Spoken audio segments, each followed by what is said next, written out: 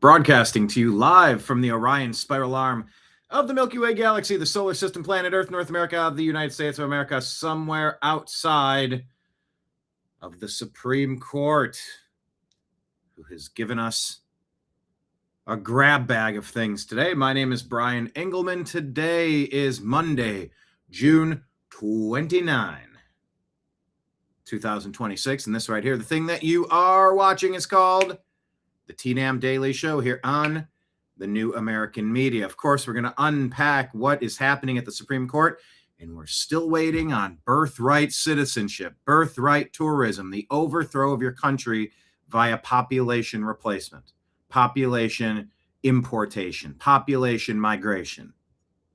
How do you want to say it? Do you want to spin it as positive? Do you want to spin it as negative? Doesn't matter. Demographics will tell you the nation. Do you have constitutionally Republican thinking people? Constitutionally Republican thinking people? That's a clunky phrase. Let me try another way. Do you believe in democracy? Well, then don't come here because we're not a democracy. We're a constitutional republic. That's what I was trying to get at. Do you have people here who were taught by non-commie bastards in the schools? Well, I guess that throws most people out at this point. But if you have people who were taught about the evils see, that's a Freudian slip. You said the evils of capitalism. Well, list them. What are the evils of capitalism? That people can succeed wildly? No, they're rigging the system. Well, then that's fascism, the blending of corporate and private. No, free market capitalism. You want to earn a little bit more, work a little bit more. You want to do a little bit better, be a little bit smarter, make better decisions. Or does everybody owe you things and anybody successful is your enemy, and this country sucks, and we're just 5 days away from fundamentally transforming the United States of America? Hoppity hope. Change. And, Joe and I, we're going to usher in the AOCs and the Mamdanis, and we're going to run out those old people that cling to their God and their guns. They're like, hey, this is America. I helped build that. We say you didn't build that. You didn't build that. It's only through social Marxism, Lenin, Stalin, whatever you want to call it. Just don't call it capitalism. What is America if it's not defined by the people inside of it? Of course, birth tourism. Of course, anchor babies. Of course, chain migration. Of course, the systematic delivery system through non-governmental organizations that are totally governmental, nonprofits that are totally profitable. We just got to start calling this shit out like it is. 40 million people dumped inside the United States changes what we are. How does that work now? A chainsaw won't function if it's pure gasoline. You have to have the mix of oil. I don't know what the proper mix is. The two that I use are electric.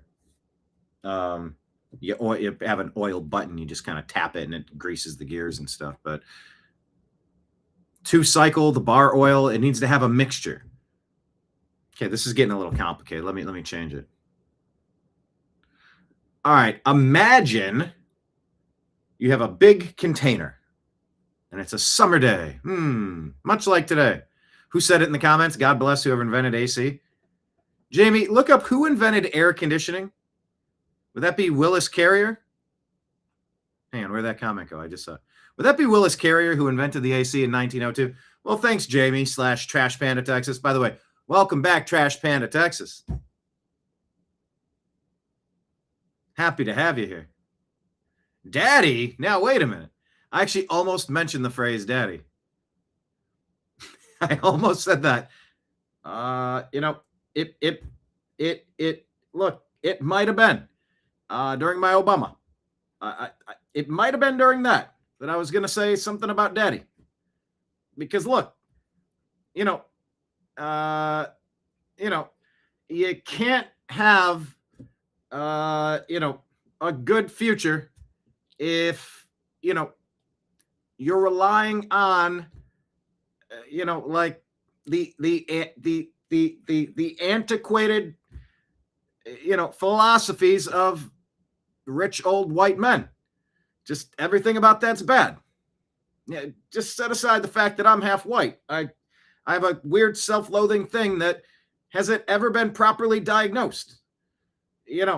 My fixation on one half of me at the expense of the other half, Dr. Phil has asked to kind of sit me down, and I said, no, thanks, I'm good. But look, when you don't have Sky Daddy, some folk, they'll say, look, there's a God and, we're built in his image or something, that doesn't take into effect. If there's a girl that says she's a guy or a guy that says she's a girl and, maybe has the bottom surgery or, some fake, some augmented breasts or something. Who is he to play God just because he made us? Can't we play God? And that's, sort of how it is, here in America. Once again, remember, Jeremiah Wright said, it's not God bless America, it's goddamn America. But I had to kind of rein that side of me in. I had an election to win. I had to put progressives out there, try to help campaign, put them at strategic locations across the country.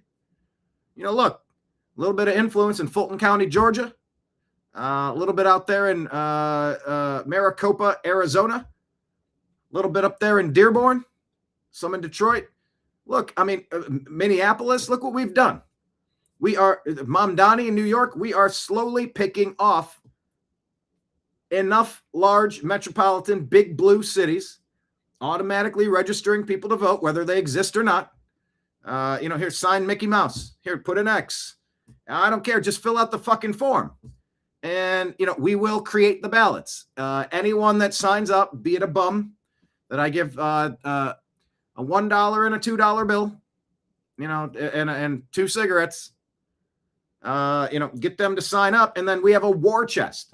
But look, what they don't know is that we hold a lot of that back until we get the voting numbers. You find out how many people are going to vote. You wait to see in those Republican areas, how many they're going to deliver. And then we wait, sometimes now it's been a precedent. And thank you to those 2 traitors, John Roberts and Amy Coney Barrett. You came through. Luckily, you heeded our warnings, our threats that we made to you. A little bit of bribery, a little bit of blackmail. It's kind of a little bit of both. We threaten somebody close to you, really scare the shit out of you. And then we stuff some money into your greasy hands, your palms. And we say, look, now you're paid. Now you're threatened. Don't fuck with us. This is our country now. They didn't build this. We're building it. It's a communist takeover. It's a Marxist revolution.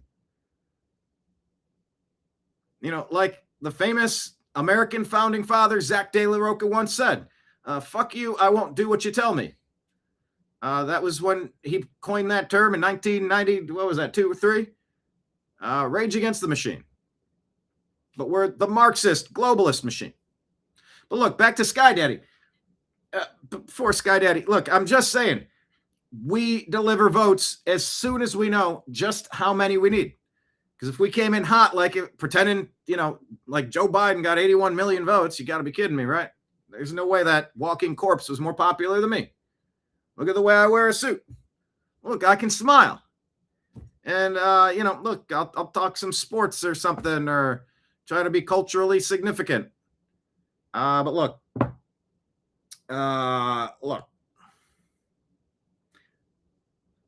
Government becomes your daddy. No sky daddy, no God. We are your God. But, we just usually don't say the next part. Once the useful idiots put us there, we will turn on them too. Thanks for getting us elected. Now you all can fuck off too. We are elites. You are not. Some animals are more equal than others. But luckily, we have not been teaching Animal Farm in the schools anymore. We do gender queer story hour. Look, we got a whole month dedicated to whatever this is. Some say it's natural living. Some say it's debaucherous. Maybe it's a little bit of both. Can't have a PB&J without peanut butter and jelly,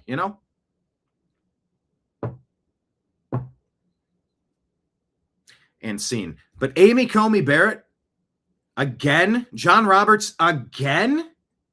How bribed and blackmailed and threatened and compromised are these two pieces of shit? Yep, totally cool to count ballots at every single election. Oh, we're still getting some ballots. We're still counting some ballots.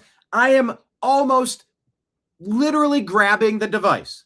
A laptop, my cell phone, a television, reel to reel. Is that still a thing? Probably not. I'm saying, what are we doing?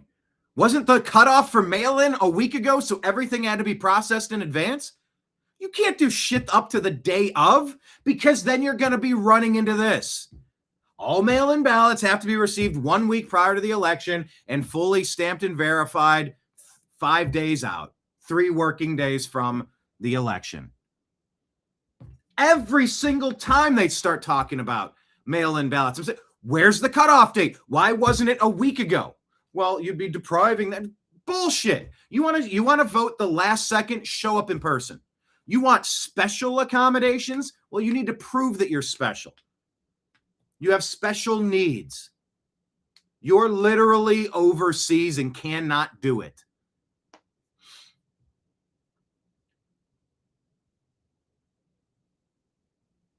Amy Coney Barrett, John Roberts again. So, does this just prove we need the SAVE Act more than ever? Yeah. Oh, I hate those two so much. And it makes me so nervous about birthright citizenship. Illegal aliens sneak in, pop out a kid. Ha ha, they're an American. Why? Because you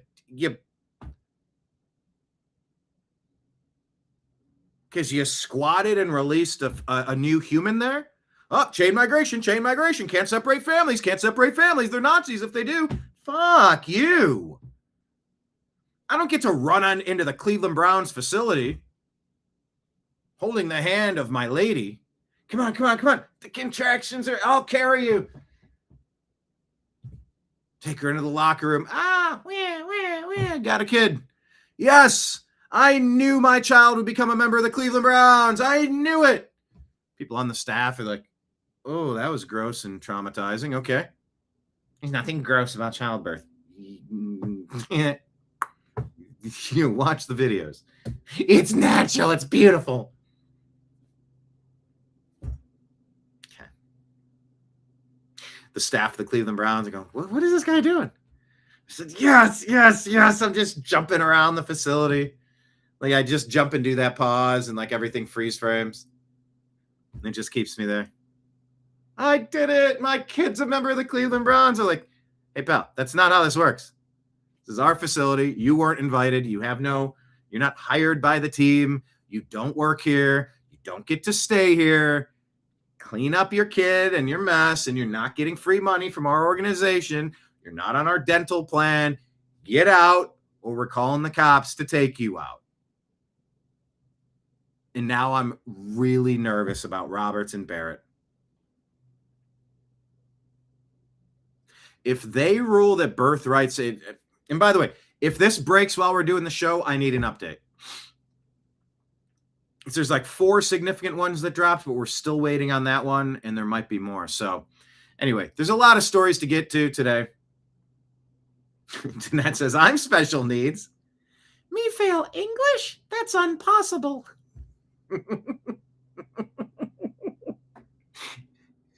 Super Nintendo Chalmers? I love that. I know. As soon as I said special needs, I knew this was going to be. I knew this was going to be how it played out. But look, we're going to unpack that. We got 100 stories to get to. So everybody hit the thumbs up button, however you're watching the program. Do me a favor, hit the little 3 dots or the whatever button you need to press. Check them all. Share the show with a friend. Share it into a group on Facebook. I'm going to share it into the TNAM's The Agree to Disagree show and TNAM Fake News and TNAM Preparedness. I'll say join our live show. Okay, that's been shared to 3 places on Facebook. Could you please share our show somewhere? Everybody hit thumbs up, hit like, hit subscribe. Also, it is 30 days, half September, April, June, and November. Okay, so tomorrow is the last day of the month, and I would like to finish strong. You know why? Because of government. Yeah, I don't know if I told you. I might have insinuated it was coming, but now, unfortunately, I know. I'm going to owe at least $100 more every month to broadcast from this facility. Property taxes, y'all. Hey, there's some theoretical gains in your neighborhood, so we're going to take that theory and force you. We're going to compel you to reach into your pocket and take yet more money every single month for existing.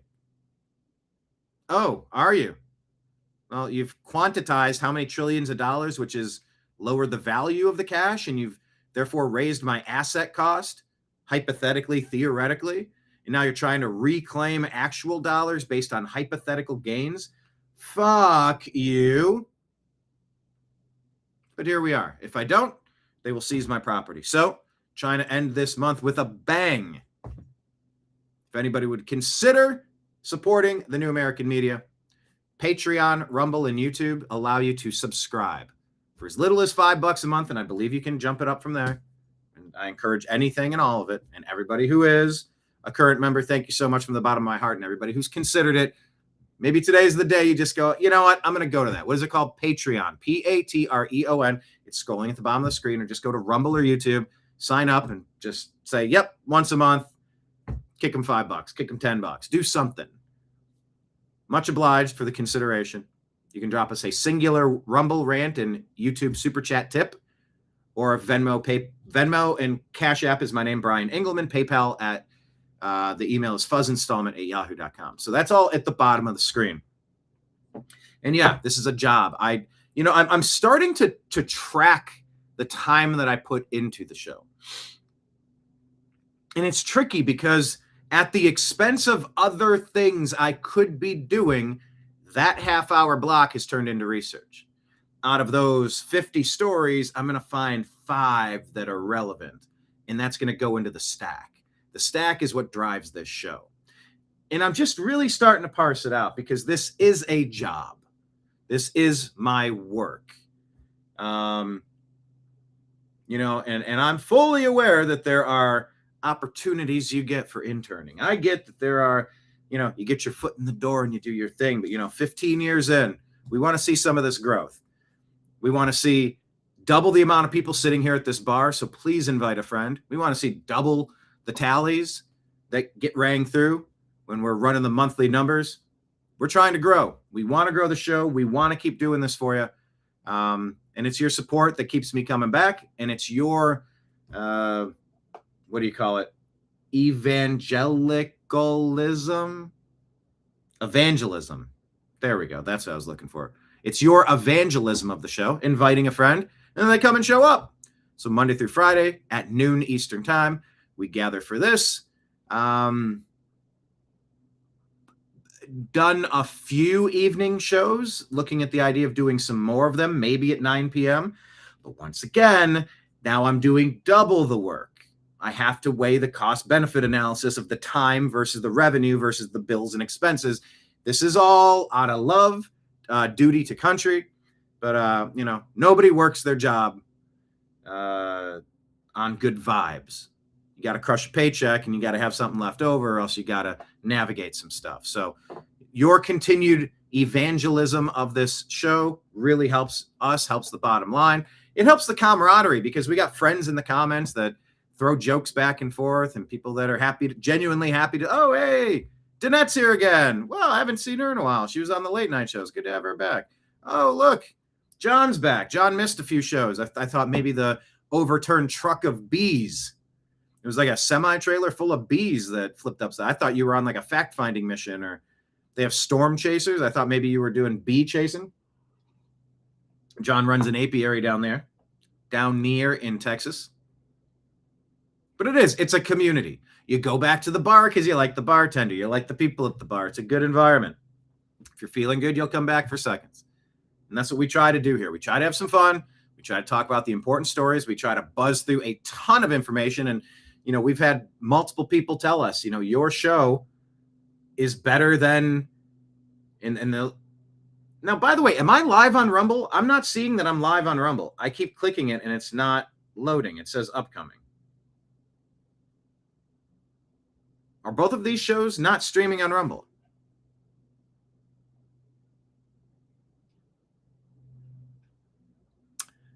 Where is my custom RTMP? This is the behind the scenes stuff nobody cares about, but I'm still not streaming on Rumble, am I?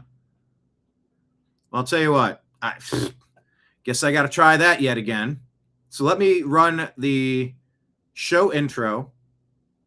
Let me click into my channels, RTMP, my kingdom for a Jamie, I tells you. Every one of these shows, I just hope that one day, last week I had the opportunity to fill in for Bob France, guest hosting his Strictly Speaking Unfiltered show. That was a great opportunity. On the campaign tour, I got to report live from the Bronx in New York for Real America's Voice with Jack Posobiec and back and forth interviews and such. Steve Bannon used several of my clips and voiceovers for his cold open on that day. And I keep waiting that every show could be the show where I'm going to get, I don't know what you call it, noticed, found. Something somewhere is going to lead to that lucrative opportunity. Maybe today's that show. Every show wondering, is this the one? Is this the one that's going to take us there? But in that world, somebody can be the producer, and I can just do this. I am kind of tired of juggling chainsaws, bowling pins, and apples, and I got to keep taking bites out of the apple. It's a lot. Especially for the compensation at the end of the month when I have to work 3 other jobs to make ends meet. But that's neither here nor there. What is here is that I have to repair the Rumble RTMP link. Too much information, I know. But I did this once already. It should be working. No idea why it's not. We will try to figure it out. So buckle up, buttercups. The TNAM Daily Show. And hopefully my Rumble stream starts now.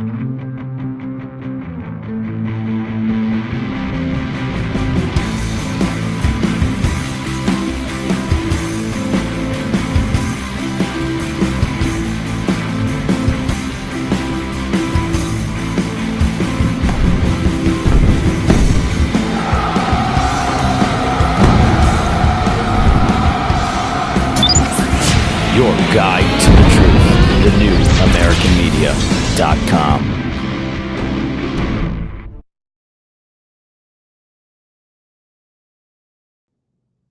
All right, everybody. I believe Rumble is working. Can we check? Okay, it appears to be loading. Everybody hit refresh on Rumble. Leave us a comment over there. Let's say hi to everybody. Trash Panda Texas back in the house. Really, I did. Happy to have you. Howdy do. Howdy do. Oh, yeah. Is everybody smash the thumbs up button? Make sure we all do that. Yeah, but good to see Trash Panda Texas. And Arnold, checking in. Okay, you're giving me 17 degrees Celsius. I don't know what that means, Arnold. This is Alberta Arnold. We have a vast contingent of Canadian crew. Canadian crew. I don't know what 17 degrees Celsius is. Yes, Western Alberta. Marion in the house. Okay, you're the 10th person to smash the thumbs up button. Thank you so much for counting. Appreciate that. No, not having difficulty in the bathroom. It was a lot of restarting and refreshing and had to run a full system update. It's like you don't know these things are coming until you try to use them. You go, oh, guess we're doing that now. But it appears we're streaming on Rumble. If everybody could check. Can you raise your hand if you follow us on Rumble? And if you don't have a Rumble account, can I ask why not? You cannot trust YouTube. As soon as YouTube has the chance to go full authoritarian, they're going to do it again because they did it before. I don't trust them as far as I can throw them. It's nice being back on the platform. But my God, the ways that they have derailed my media career, my company, the New American Media, to silence us, shadow ban us, delete content, flag innocuous content. I mean, it's been the most... toxic relationship is one way to say it, but this is so much worse. But yeah, if you're not on Rumble, go to Rumble. It's an app on your phone. Sign up. It takes 2 minutes. Send them an email, create an account, and then subscribe to us. And follow us on Rumble. But yeah, raise your hand if you're following the New American Media on Rumble. And tell me also if you would, even if it's on a laptop, you don't need to download another app. I mean, we're all kind of sick of apps. We have app fatigue. Do you have app fatigue? Well, sign up for our new app, and we'll help you cure your app fatigue. I think there's a joke in there somewhere. That'd be funny. But yeah, please follow us. All right, Arnold is clarifying. 17 degrees Celsius is 63 degrees Fahrenheit. Hello, Leanne. Checking in from the great state of Texas. Yeah, it's a heat wave now rolling through. Maybe what Europe had is coming here. I don't know exactly how that's working with the... I don't think it's necessarily connected. But yeah, it's happening. Did the Rumble feed ever get going? I believe it's going on my side now.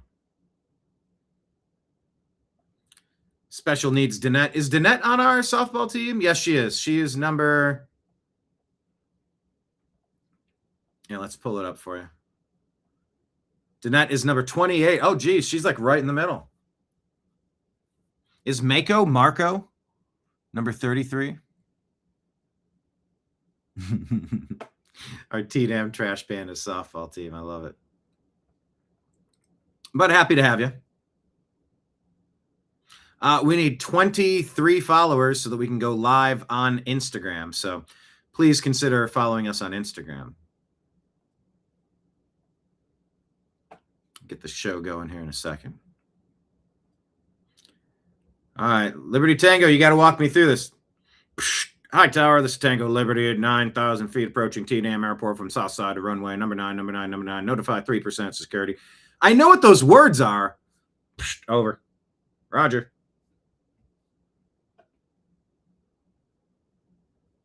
I know some of these words. But come on in. Land the plane, Liberty Tango. Happy to have you here. Yeah, and I do appreciate everybody just like letting me know that the Rumble feed wasn't working, and I did sort of figure it out, but you know, after the monologue, it would have been nice for everybody on Rumble to know that there was a very clever, entertaining monologue attached to today's program. Yes, Liberty Tango, pray for folks in Kentucky. Severe flooding, death count now at 4. Yeah, I have some content of that, by the way, either on Instagram or on X. Make sure you're following us in both. Alberta Arnold says, I think Brian needs to move his showtime toward the evening. Brian is in Florida, and that's 2 to 3 hours ahead of the rest of the continent. If he aired 7 p.m. Eastern, that's right about dinner time here. Well, I appreciate the consideration, the feedback, the what do they call it? Frank Luntz. What do they polling? What do they call it? Like a snap poll. There's like a special market research. I don't know. I appreciate that. Although I might not be based in Florida, but point well taken. If I do say noon Eastern time, that does imply that I am somewhere in the Eastern Standard Time. Although I could be in Los Angeles, California at 9 a.m. saying it's noon Eastern time, because it would still be noon Eastern time. So I guess it's not totally. But if you notice, usually when I intro the show, for years it was my co-host on Strictly Football, Mike Barra, that said, no. You gotta say live, because I used to say live from the Milky Way galaxy, and he goes, no, you gotta say live from the Orion spiral arm of the Milky Way galaxy, because that's like specific. I go, oh yeah. I'd say broadcasting to you live. California, Los Angeles, to be specific. I no longer do that. But Arnold's saying that way there's more chance for more viewers to get acquainted with TNAM in the evenings. Yes. And then the weekend came this weekend. I'm like, I am not available to work, especially for free. You know, if I'm clocking in, making a few $100 and I can pay some of these bills, and if not, I've got other things to do. But I want to do this full time. I would broadcast 8 hours a day. I love this. I would do a syndicated show. I'd do guest spots somewhere else. I'd do voiceovers. I'd do this. I'd do that. I'd do another show, the sports show. I'd do the comedy show. Like, I'm down to work, but you know, it's got to make sense. But I take your point about the evening stuff. I take your point about the evening shows, and I will try to bring some more of those for sure. Absolutely. I did a few last week. I think I did 2. I'll tell you what, it screwed up my schedule. You know, I'm trying to put on a brave face about it, but damn, I mean, I remember for the first couple of years, and probably for a lot of years, I was doing shows every Friday. Now, I would go to special events. I'd do interviews. I'd post those as I got them. So it's not like I only did shows on Friday, but every Friday was the Unhappy Hour sports show, followed by the Agree to Disagree show. And it was once a week. And man, when I was done, I was exhausted. Like at the end of a basketball game, a track and field athlete, a decathlon, a marathon runner. You're done with the race. You're like, oh. And it was mental. It was physiological, psychological, spiritual, because you got to cover a lot of dark stuff when you're just rifling through the rubbish of the news. And I would just find myself mentally, physically, emotionally, spiritually, financially drained. And then I would build the battery back up and launch again on Friday. What I've done for the past couple of years is daily content, looking for daily algorithmic rewards. And we have some of the best regulars on planet Earth. But we need many more regulars to make this work. You know, the show I filled in on has 1,900 subscribers. Our Rumble does not. We put a lot of energy into building YouTube, only for them to shadow ban and fuck with our account. So it's been tricky because we put so much energy into building YouTube, but it's fool's gold. It's built on quicksand. It's got a glass ceiling. It's got every restriction you could imagine. Just like Facebook. If I could have those thousands of hours back that I put into Facebook, knowing that they'll never let the subscribers see our content, they'll never let the group members get a notification that we're live so they can join the show. it feels like it's been a big wasted effort. I keep going because I believe in it. Something's got to change. A couple of years ago, I started doing the live daily shows. Cool. Yeah, we have grown, but not to where we need to be. So we're still working on it. So if going into the evenings is something we can try, I'm down for it. We just got to see the results that warrant, necessitate, facilitate my ability to continue doing it as consistently, religiously as possible. But yeah, I would do 4 2-hour shows a day. I'm in. Absolutely. Oh, Trash Panda Texas says you have the new one almost ready. The Trash Panda softball team. Did you say you're not on X? No, you are on X, right? Yeah, John will create the new softball team. John's one of our key members on the TNAM meme team. The TNAM Trash Panda softball team. You'll share that on X, and then I'll reshare it. So the thing everybody should be doing is there's a group chat. It's the Agree to Disagree Show X chat. I mean, I guess now I am technically calling this the TNAM Daily Show. But it was the Agree to Disagree Show for 15 years. That's why it was. But yeah, the PDF will get out there. We'll share it on X for sure. And when it comes out, we'll make sure. You're going to frame it in your office. All right, then you're going to have to take a picture of it framed in your office. This is so meta.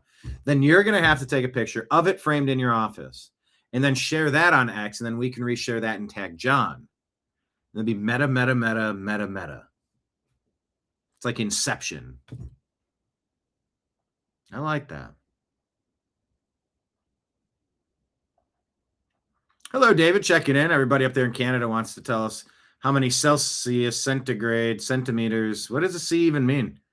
Capitulation, communist, Canadian. Oh, that's what we'll call it.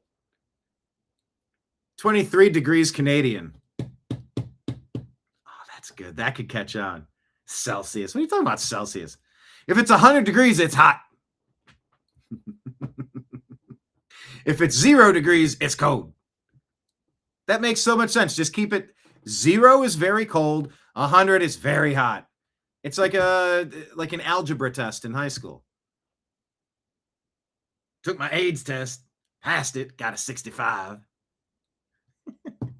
One of my favorite Chris Rock jokes of all time. Because you can pass your AIDS test because you're fine, but passing it with a 65 is like, that is some diabolical work right there. 1 point away from failing, whatever that means.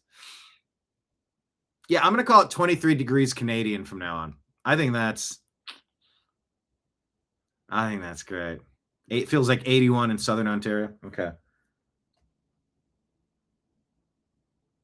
Okay, gotcha. Is Kenneth here? Kenneth is usually rough on Mondays and Tuesdays.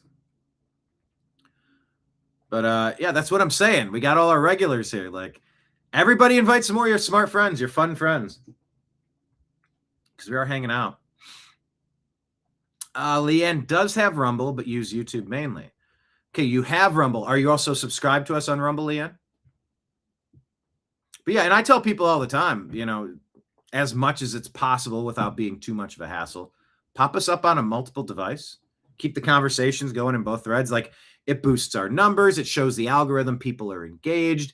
It just there's some kind of code that unlocks the exponential growth to channels, to content. There's something to it, an engagement and a number of devices. There's a checklist of things that help, and all of that stuff helps. But yeah, I tell everybody, just all that stuff aside, Rumble's never done me dirty. YouTube over and over.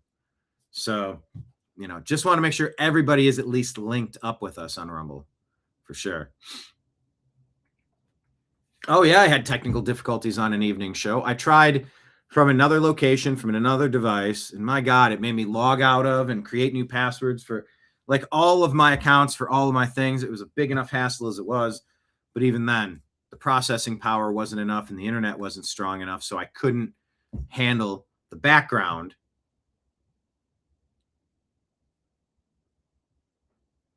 So it needs to be in this studio. And if it must be in this studio, it changes the ability of...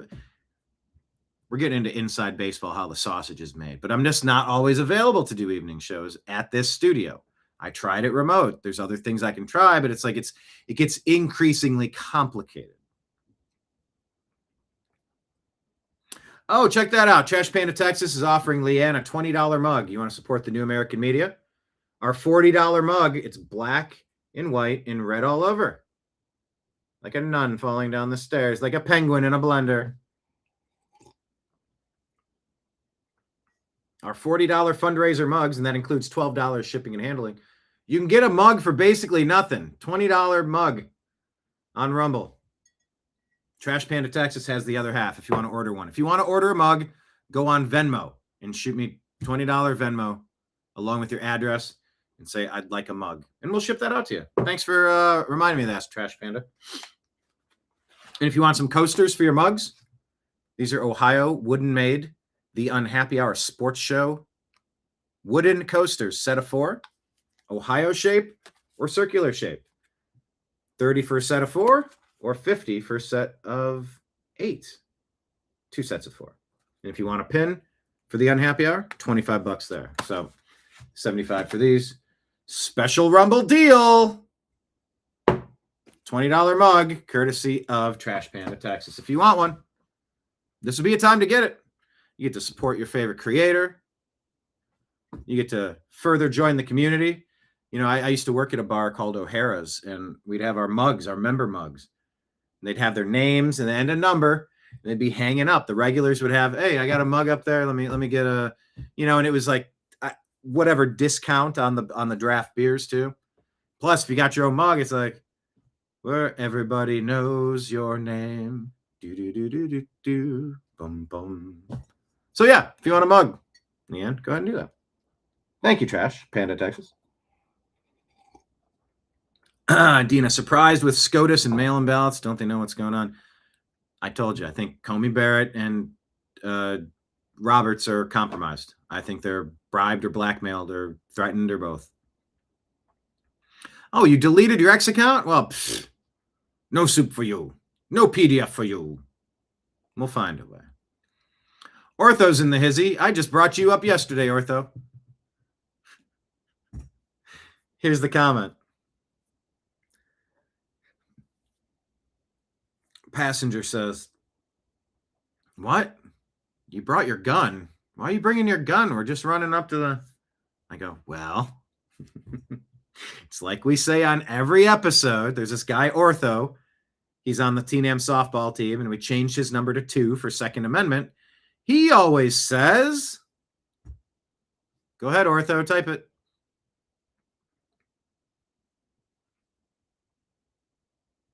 Yeah, I don't know what argument SCOTUS makes regarding upholding mail-in ballots. Look, I guess the thing that they might say is that, okay, so there's a way to cheat. You can just deliver, 0.03%. It was a razor-thin vote. Oh, look, they barely pulled off the victory, did you? You waited to find out the exact number you needed, and you came in with 0.02%. Oh, it's so razor-thin, but just enough and just so much that it doesn't trigger the automatic recount or something. Wow, over and over and over again. No, that's because mail-in ballots happen in the blue cities. Screw you. I don't believe any of that. I think you're holding off to know exactly how many you need, and you don't want to get caught, so you don't want it to be stupid, but you have to wait to see what number to be. There's a supplemental draft in the NFL. Sometimes players' eligibility concerns, injuries, there could be various suspensions, legal trouble. The NFL can hold a supplemental draft, and they get to pick their player. And basically, you're drafting with next year's draft picks a player now that might have concerns with, questionable character, questionable off the field issues, questionable gambling or legal issues. The way that you wager on this player in the supplemental draft is you say, all right, I'll wager up to my 2nd round pick in next year's draft. And I think up to means like that you actually if nobody else bids, you can't say, well, no one else bid, so I'll revert that to a 7th round pick. You go, no. You're making a selection here. And if someone beats you, they get to beat you. But it's not like you get to know, all I have to do is risk a 5th round pick. Nobody else is interested. If the Las Vegas Raiders want to spend a 4th round pick, they would win. But that's blind bidding. You don't know what the other person has. It's a game of poker. I can't see your cards. I don't know why you're betting the way you are. Come in strong. But when it's voting and you are waiting to see what the other person does, that's cheating. That's cheating. Oh, that was 17,300 votes? Got it. Hey, look, our candidate had 17,412 votes. It was real close, guys. Sure it was. It's just not believable. And there should be cutoffs. 1 week prior, every vote needs to be counted 5 business days in advance, or else it doesn't count. There's let's wait and see with the military ballot. No. That shit should all be counted 7 days prior. Every election, I've been yelling it. Every single election.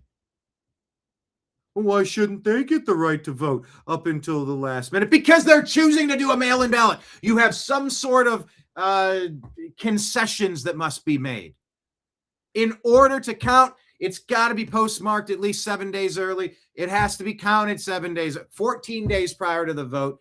It has to be tallied completely. Everything else after this point, they must submit by midnight, by 11:59 p.m., 8 days out of November 3rd, whatever the heck it is. Every tally is complete. Nothing may be counted after. But here's the thing. Let me play devil's advocate. For what possible reason could somebody not agree? Well, instead of finding fake votes, and I'm hearing this more and more now, this is sort of this new theory. Now, this might just be for this election cycle, but I'm not entirely certain. Because if you look across the country, the percentage of voters appears to be down, like drastically. And low voter turnout could put communists in office to mess this country up. Let me get my piece of chalk. All right. I'm like Glenn Beck. I put it up on the chalkboard there. Yet another time that I avoided dropping an F-bomb. I'm trying. What if instead of producing fake ballots, they're removing valid ballots?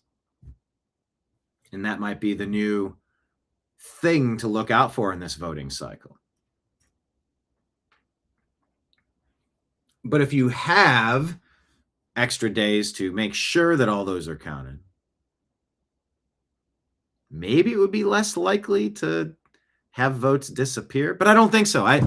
I'm trying to, guys, I'm struggling to find some sort of reasoning why, but it's not working because I don't buy into it. It's a huge failure by the Supreme Court.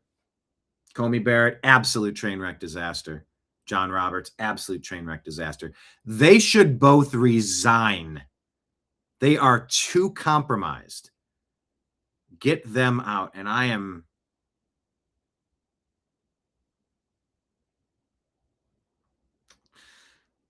don't want to feel unnecessarily bad. You know, you talk in psychology or interpersonal relationships. Like, I don't want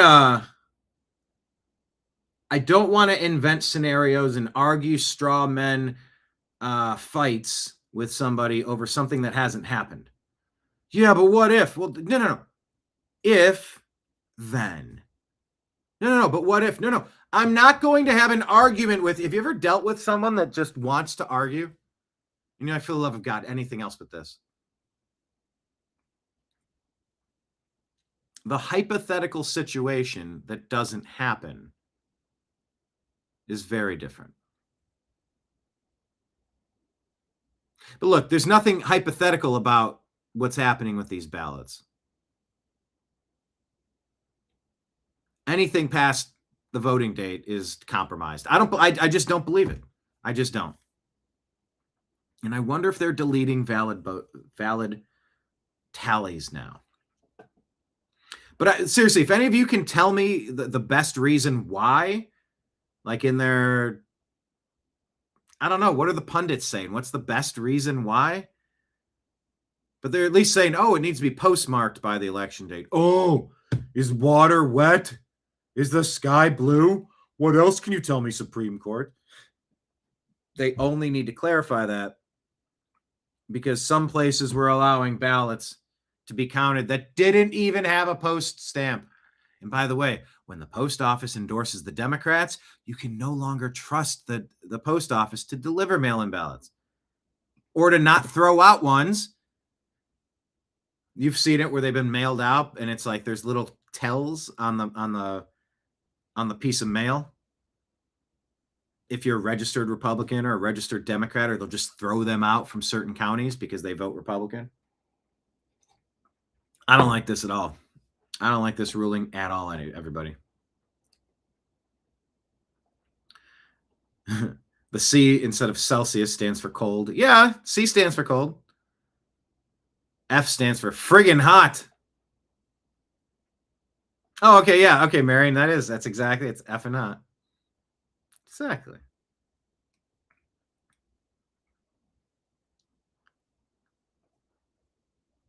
Klondike Bob, 0 degrees is 32 degrees.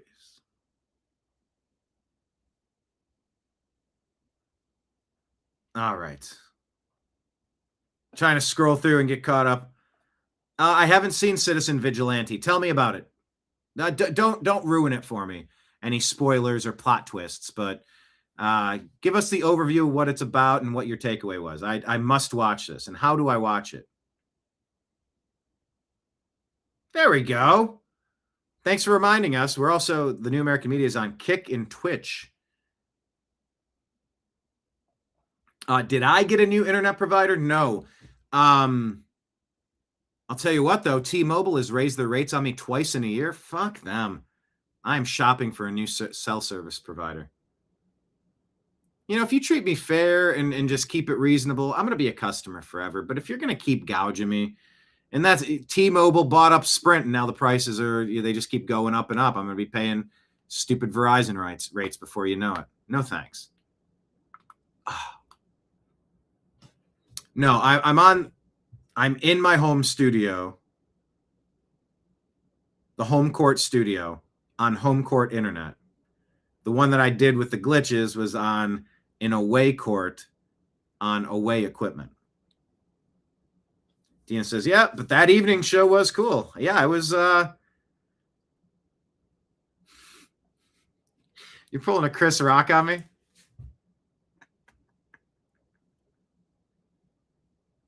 You ever see Chris Rock and I'm Gonna Get You Sucker? That blaxploitation film with like Jim Brown and how much for a rib? An order of ribs is $9. Okay, I'll take one. One order of ribs. No. One rib. How much is a Coke? 50 cents. Can you pour some into my hand for a nickel?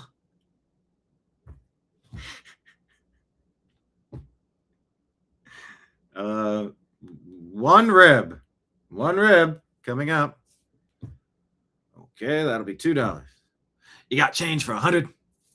They run him out the store. How much for one coaster?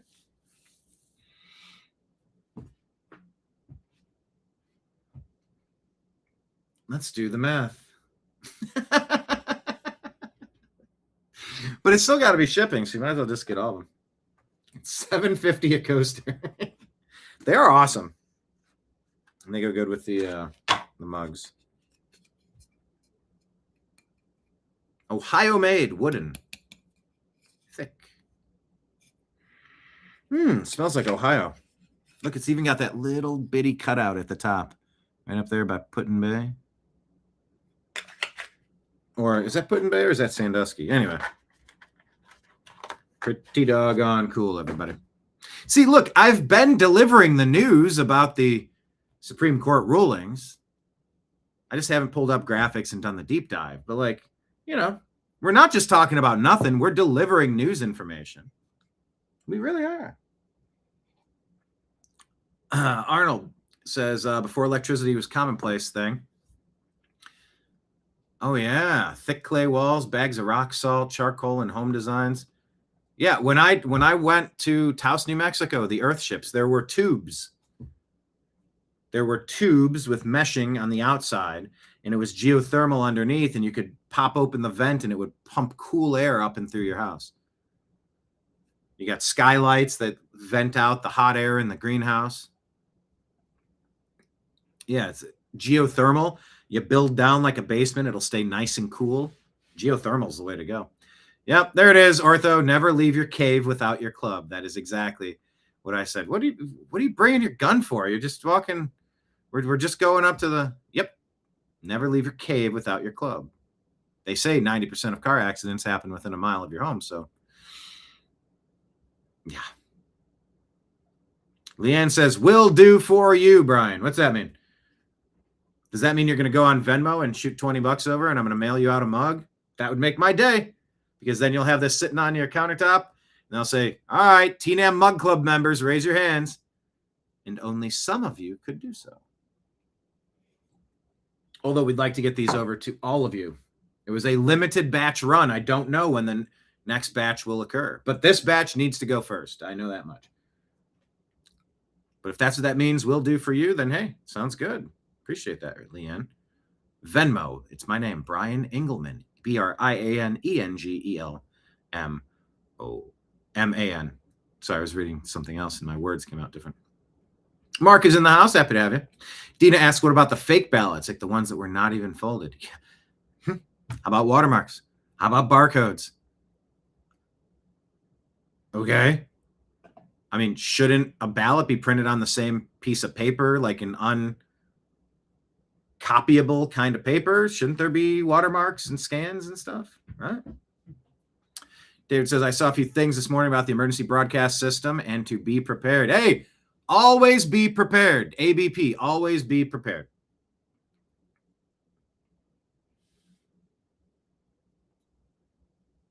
Yeah, we're prepared for indictments. We're just waiting for them to happen. Agreed.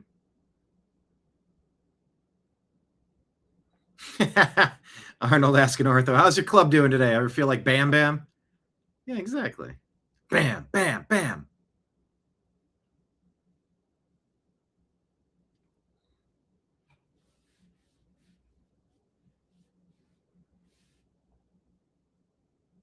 Barney Rubble, and then we could do a joke about Rumble. Barney Rumble.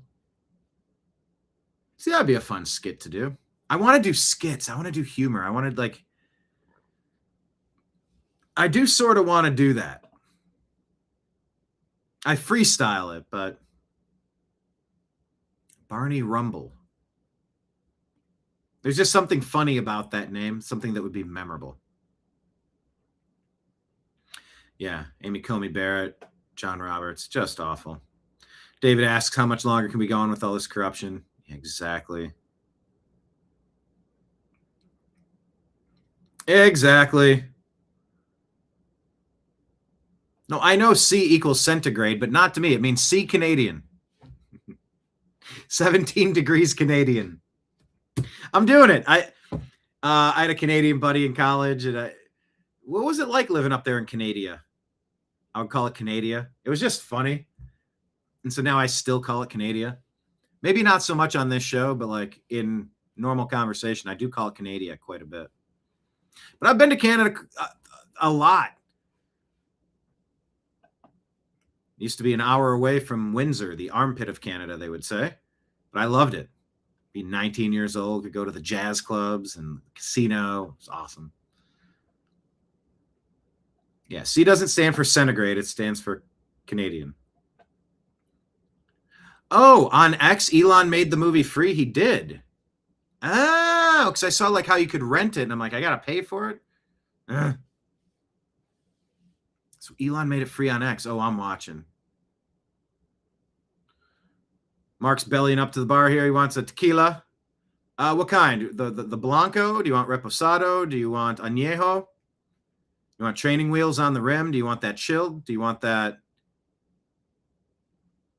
Maybe with a side of like lemonade. Nachos con chiles. Done. Yeah, everybody order. If this is your favorite bar, what would you order to drink and what would you order for a snack? A drink and a snack. What do you want? Dina just wants one chip. That's what every girl always says. I'll just take, I don't know, I'll just have one French fry. Although I guess I'm notorious for, hey, can I get a sip of that? Hey, let me get a bite of that. Hey, let me get a bite of that. Hey, let me get a sip of that. I guess I'm notorious for that. Trash Panda Texas has 2 sets of coasters and the pin. Yes, Trash Panda Texas TPT is the GOAT. The greatest of all time.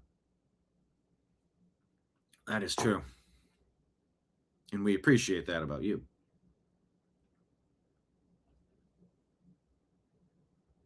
Hey, you want to share a stream in a Kick community? Have at it. I don't know how any of that works. Just please have at it.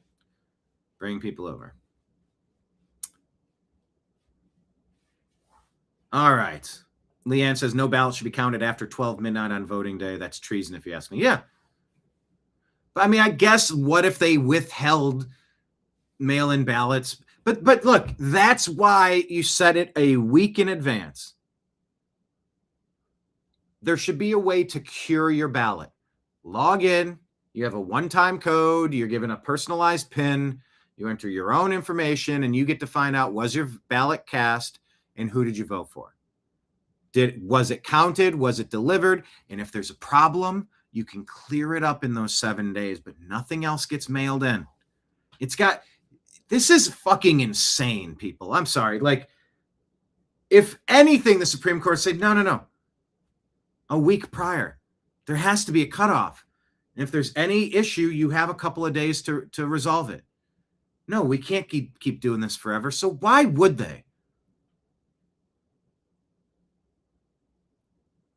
Can somebody tell me how that works? Can somebody tell me the best arguments being made to support this ridiculously backward Supreme Court decision? Liberty Tango says, I must have the Buckeye mug. Well, the mug is the new American media. The coasters are the Buckeye State. The coasters are the Buckeye State. Shoot me a Venmo and your address. Shipping included. So $30 Venmo and I will send that to you. You want 2? I'll do 2 sets for $50. Then you could give one away for a gift and you get to support the program. Heck yeah. I think that's what you meant, the Buckeye coasters, right?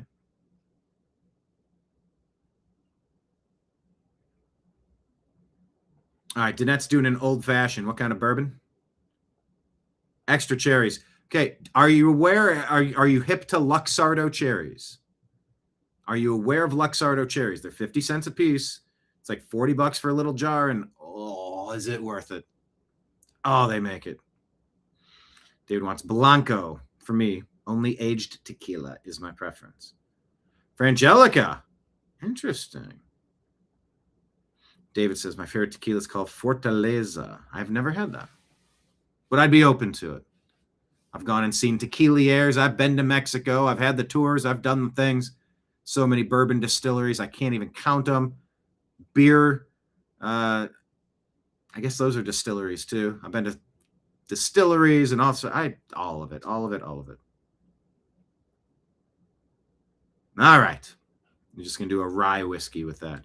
Yeah, I got a Rittenhouse rye to support Kyle Rittenhouse. Come to find out, he doesn't get any of those proceeds for his legal fund because that's not his company. But I do have Rittenhouse rye because I was like, oh, that's a $20, $25 bottle. That's affordable. That's rye. Okay.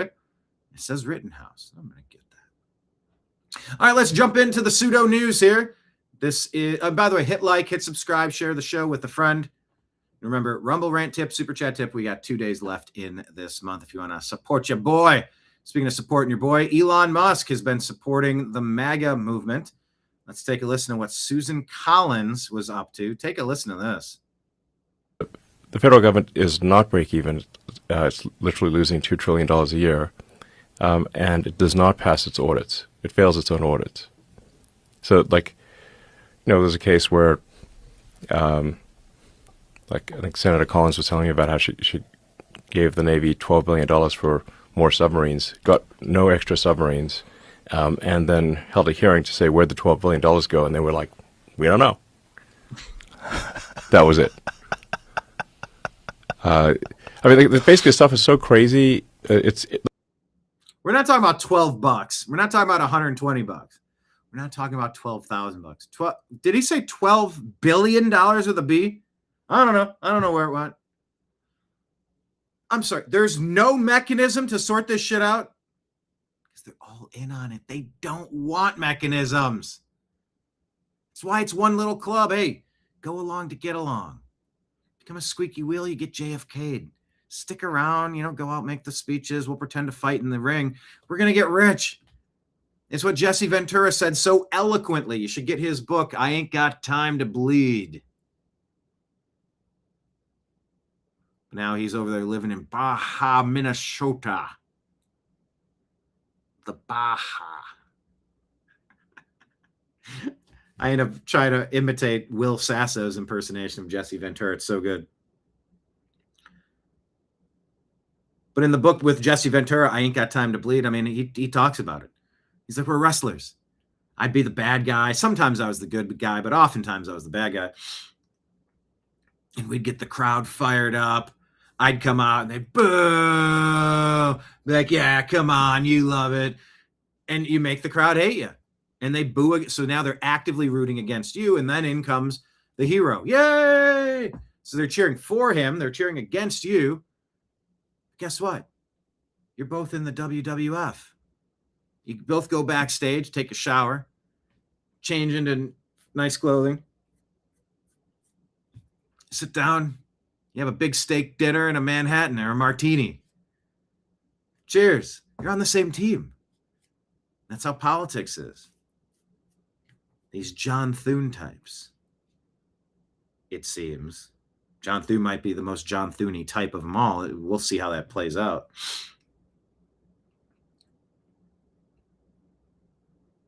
They don't want accountability because then they can't get rich.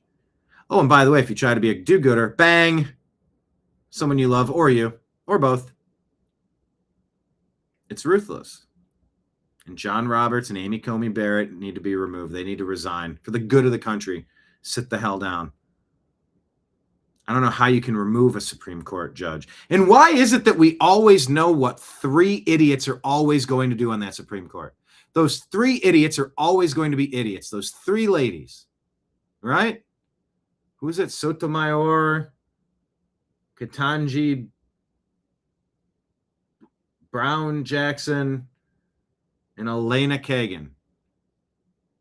And you got the three horsewomen of the dumbpocalypse. Every vote, they're on the wrong side of it. Every vote. Remember how Manchin would often be like the tie-breaking vote?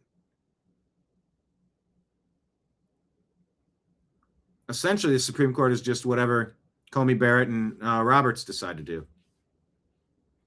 And that sucks. I think that sucks.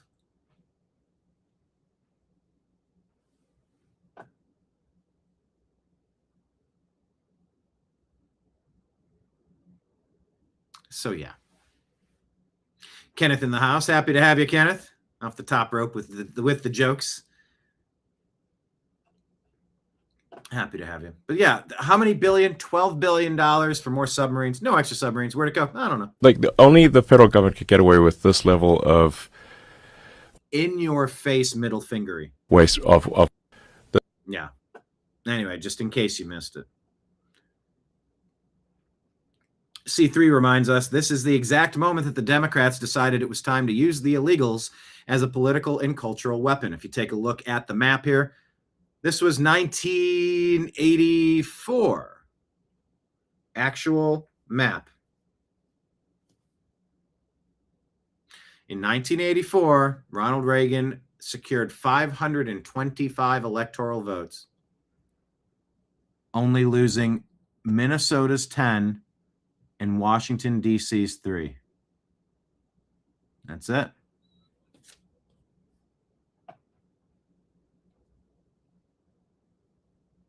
They knew that Americans Don't want anything to do with the crappy Democrat Party. So they started changing the makeup of America. Flood America with non-Americans, and then we can try to get these people to hate this country, and we'll find some scapegoats. We'll point to some successful people and go, hey, we're just going to take from them and we're going to give it to you. You want free shit, right? Just vote for me and I'll do it. It's like the junkie, the drug dealer trying to get you hooked on crack. No. I got this. Here, try this. It's awesome. I'll have more if you need it, but no, this is on me. Just try it. I don't care. We're all having fun here. Everybody on crack, super fun. First hit's like free. Like, don't even worry about it. You're like, what's the catch? The worm looks at the hook. But first they see the wiggly thing. Oh, a worm. I'm sorry, the worm looks at it. The fish looks at the hook with the worm wiggling on it. Oh, look at that. I'll take a worm. Chomp. Gotcha. It's all a trap. Demo craps with demo traps.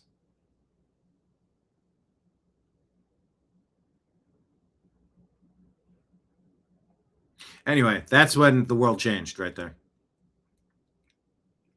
They started pushing for amnesty, and everything's been downhill ever since. All right, hey, check this out from the rumor mill. We give this zero credibility, but I like rumors just to kind of see what's being said. And we posted from the rumor mill, do you agree or disagree that a meeting will happen soon? So this one here, Julian Assange requesting a private meeting with President Trump. Let's go through this. Once again, zero credibility on this, but I got my ear to the train track. What are we hearing? Start hearing spatterings of rumors, smatterings of rumors.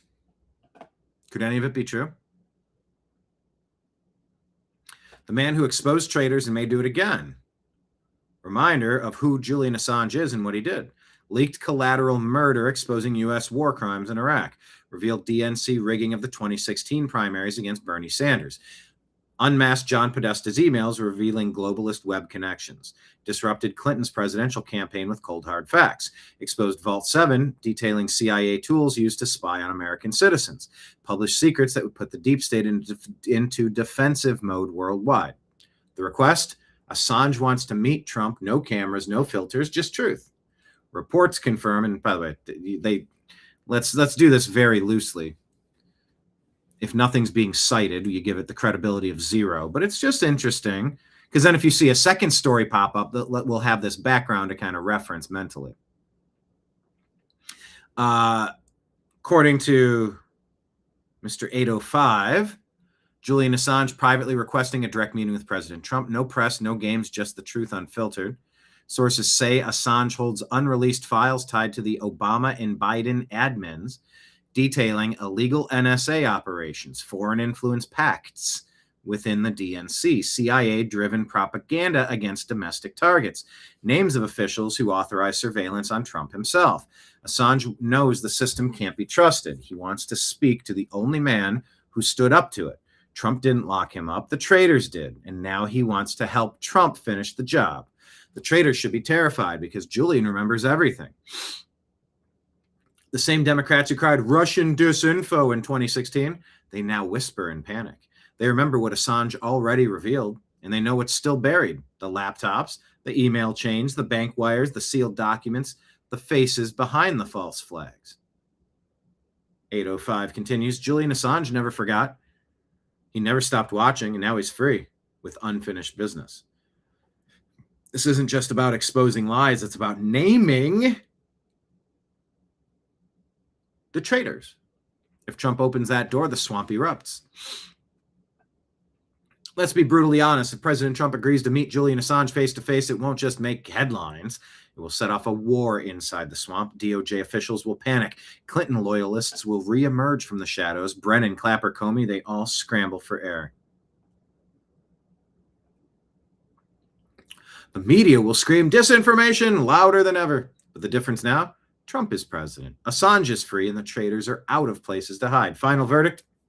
The truth survived. The traitors didn't. Assange walked through hell. Trump walked through fire. If these two men sit down even once, the deep state may not survive it.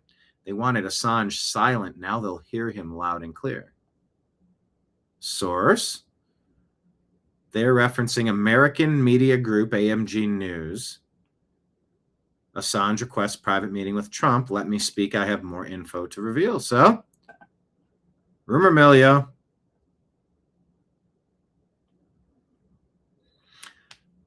And our comment from the New American Media says, gotta love the rumor mill.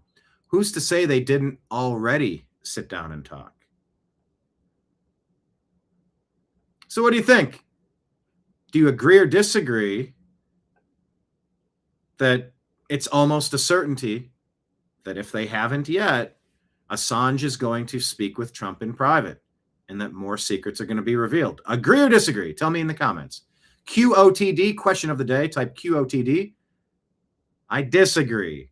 Assange is this. I disagree. Trump is that. I agree. I think Assange. I agree. I think Trump. Tell me in comments. QOTD, agree or disagree.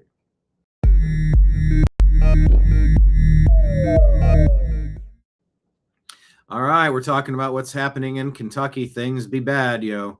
Deadly flooding. Here's Officer Tatum's post. Look at this. Prayers to everybody. Oh, God.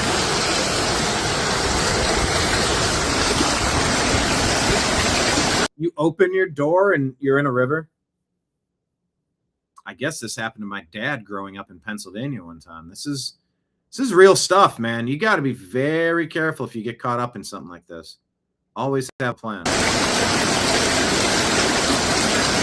Multiple fatalities, ongoing rescues, state of emergency in place, roads vanish underwater, Richmond among the hardest hit.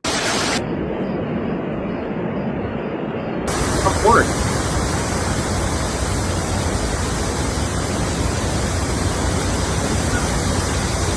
And I've lived here since I was 50, and it's never been in my house. But look, my house is front. All because the creeks don't get cleaned out. Because there's no place that the water can go but around. So I don't know what to do now. My house is probably rut. And it's probably on the whole floor. It's all through my house. It's never been like this. Never. No. Mold remediation, drying a place out. I mean, that is like, oh, that is not an easy thing. You have to act fast and be lucky. Otherwise, it's just going to be mold everywhere and it's basically condemned. One time has it ever been like this? But I do wonder, you know, I start asking this question. We went down to Hurricane Helene flooding. Northern Virginia, Western. I don't have my map in front of me. Virginia, Tennessee, and then into North Carolina. We did that documentary, Hurricane Helene, Help on the Way. And thank you to so many of you TNAM viewers out there that made those donations that allowed us to put relief funds into the hands of people that were actually participating in relief efforts, to help them fill their gas tanks, to help them fill their bellies. I mean, the supplies that were donated, the runs of supplies, the different distribution chains. I mean, it was interesting to watch. It was a group of people who realized that FEMA wasn't going to do anything to help them, especially under Biden's admin, which was Obama's third term.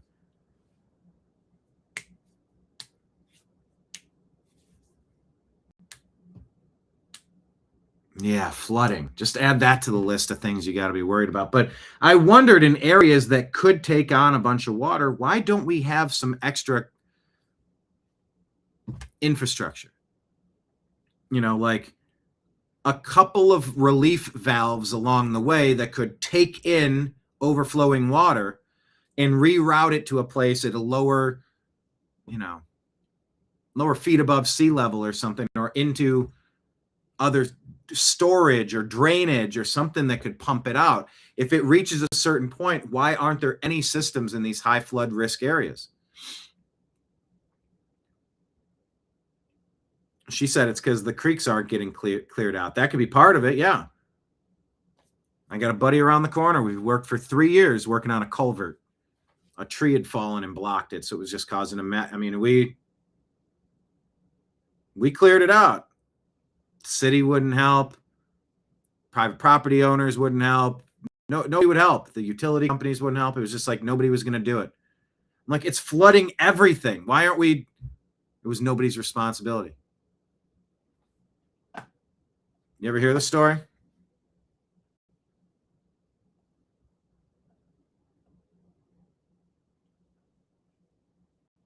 Of somebody, anybody, nobody?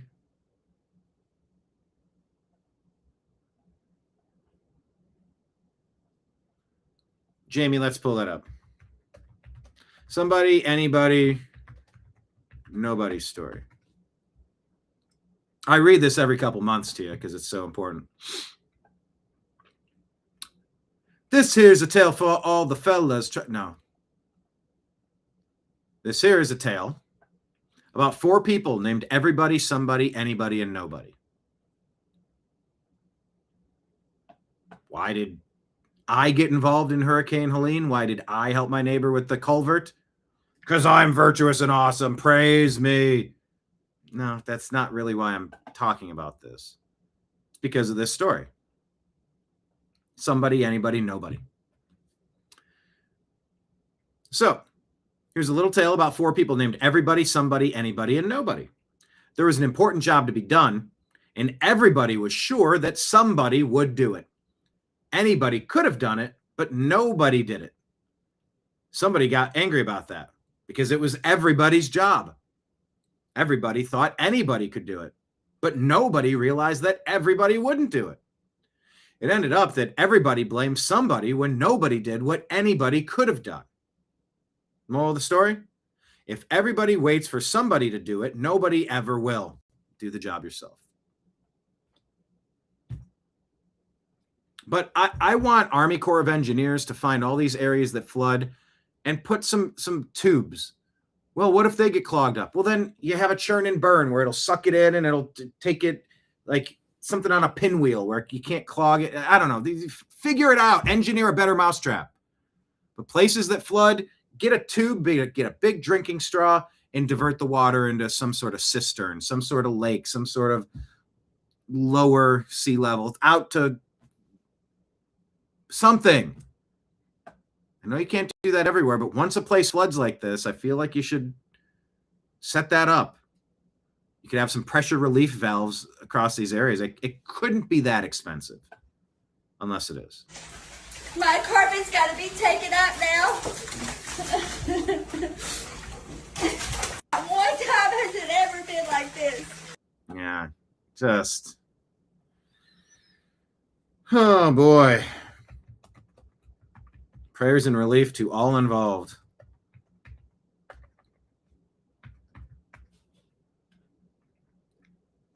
Yikes.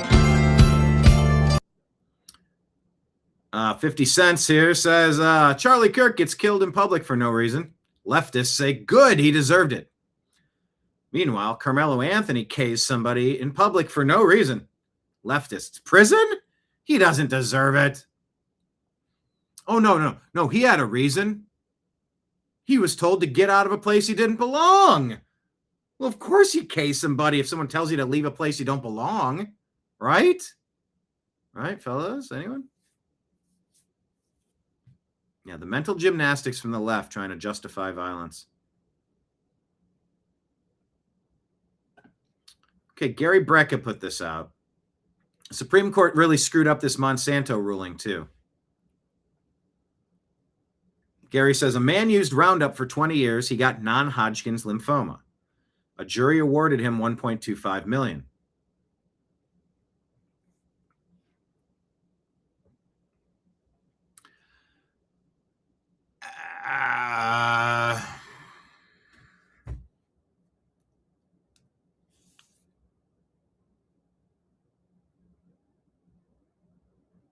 Okay. I'm not entirely certain if I should share this story, so I won't at this exact moment. the way that I would. But let me address this story as we're reading this one.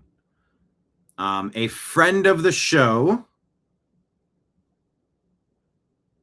a friend of TNAM, a friend of TNAM Daily Show, the Agree to Disagree show, has just been diagnosed with non-Hodgkin's lymphoma in the neck, or at least suspicious tests indicative of maybe catching non-Hodgkin's lymphoma in the neck in the early stages. We shall see upon further testing. As I'm reading this, I was reminded of the news I just got recently, a couple days ago, of this person, not me. So let's send some pseudo-specific, quasi-generic prayers for medical prowess, good results, healing, strength to this person who just got diagnosed with non-Hodgkin's lymphoma in the neck. Amen. Type it in the chat. Type amen to whoever that person is. I'd appreciate that. Get those energetic vibes going. So anyway, this guy that allegedly, according to Gary Brecka, I don't know who they're referencing or what the story is, but Gary says a man used Roundup for 20 years, got non-Hodgkin's lymphoma. Jury gave him $1.25 million. He claims the Supreme Court just took that away. Reasoning, EPA approved the label, so federal law wins. You can't sue for a warning that was never required. World Health Organization called glyphosate probably carcinogenic to humans in 2015. EPA still hasn't required a cancer warning. I want you to sit with that for a second.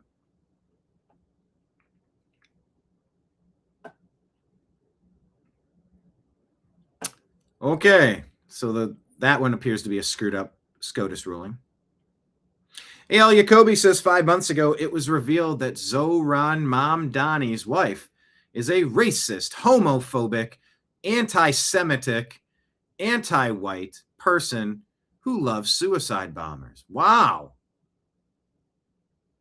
Isn't it interesting? Zohran Mamdani is basically not said a word about that. And the New York Times has not even bothered to publish a piece about it. Isn't that weird? Asks A.L. Jacoby. That feels like a story that needs more attention than none.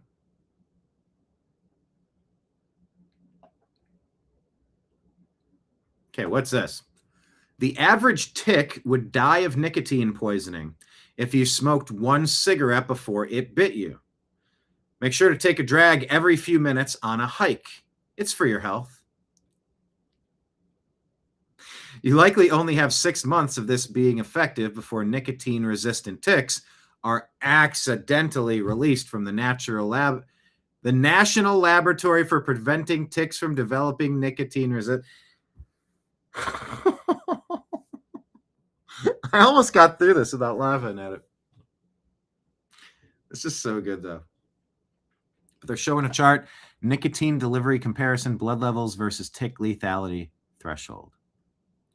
Zins and vapes and cigarettes. Okay.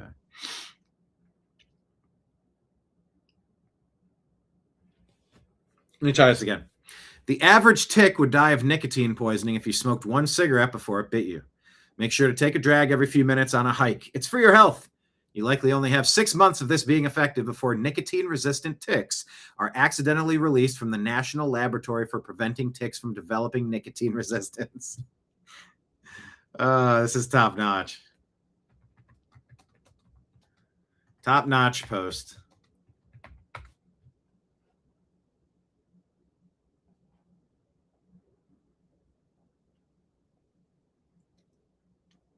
Okay. The Watchfire podcast. Not following it. I don't know. I'll just follow it. Got a couple of these. Looks like American Revolutionary War themed. The empire was not built on mercy. Tolerance is the virtue of people who do not believe in anything. Okay, that is super deep. I don't know who these quotes are from. Iron rusts from disuse. Stagnant water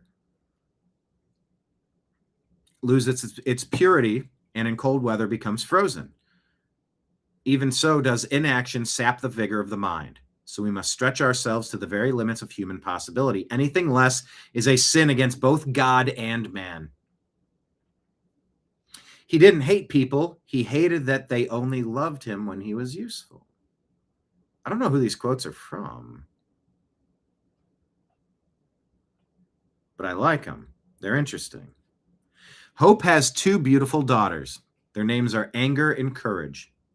Anger at the way things are, and courage to see that they do not remain as they are. That's dope. B. McCormick over there. No. Just one rib. Got change for 100. Okay, McCormick, you know it. McCormick showing I'm Gonna Get You Sucker Some Love. Underrated comedy from the mid-'80s, maybe? I think that was Chris Rock's first acting role. A man should carry peace in his heart and consequences in his hands. Now this one. A lot of people are talking about flock cameras. And I say, show me the search warrant signed off on it by a judge specifying who and what they're searching for. You don't just get to search everything everywhere. That's a Fourth Amendment issue. And it's about time we actually respected our Fourth Amendment. This one says, World War III will be a guerrilla information war with no division between military and civilian. Is that what we're in the middle of right now? World War III is a guerrilla information war with no division between military and civilian. That got me thinking real deep. And it's showing flock cameras there. Next quote, let it offend you that someone else could be handed your days and turn them into something greater. Ooh. Yeah, are we truly living up to the highest standards? Are we leaving anything on the field? Or no, you say, like in a football game, you go, I left it all on the field. Don't leave anything off the field. Put it up. Give it everything you've got. Deny. You had me at gorilla. But I love this one. Let it offend you that someone else could be handed your days and turn them into something greater. Be offended and be greater. Be more efficient, be more productive, be more, all the things. I like that a lot. Love this one too. I say resistance to tyranny is obedience to God. They framed it, rebellion to tyrants is obedience to God. Great quote. Resistance to tyranny is obedience to God. How about this one? When small men begin to cast big shadows, it means the sun is about to set. Holy crap, that is deep. I love this post. All these quotes. They're not attributed to anyone. I don't know where they're coming from. When small men begin to cast big shadows, it means the sun is about to set. Ooh, boy, is that deep. Boy, oh boy, is that deep.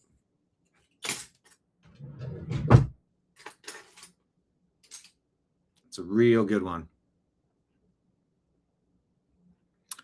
Unless we keep the barbarian virtues, gaining the civilized virtues is meaningless. Weak and effeminate men are more prone to undesirable qualities than strong and vigorous men. So who are the three others? I want to make sure I'm following all these. There we go. Armed historian. Okay. Common freaking sense. All right, I'll follow all of them. That was a great meme dump right there. I liked it a lot. The message of American Independence Day. Resistance to tyranny is obedience to God. Global Updates shares this from the World Cup. Breaking. if you weren't aware.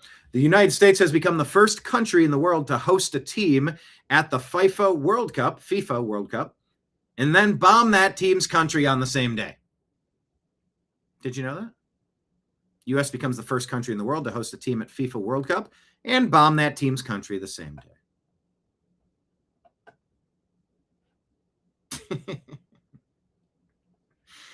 Well, that's what's happening because Iran's messing around. Speaking about messing around, crap. Venezuela, not good. Buddy of mine, his wife is from, I think it's Venezuela. It's very emotional. It's pretty rough.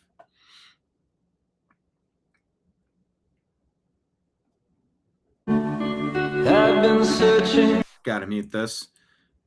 1,430 confirmed dead, 68,900 still missing. Oh, poor dog. They're finding people and animals all trapped. And I mean, it's been a few days. Like, we are really at the edge of being able to rescue anyone at this point. The survival window is closing and people are stuck in rubble who may not be able to survive much longer. Oh, and heat is accelerating decomposition and conditions are dire. Rescuers are digging through rubble with machinery and bare hands. 48 to 72 hour window of survival is closing.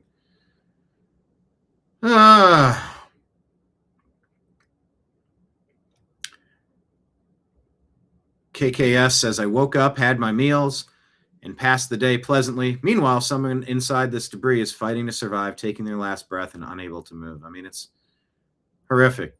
Not enough media covering it. And where's the help? Who helps?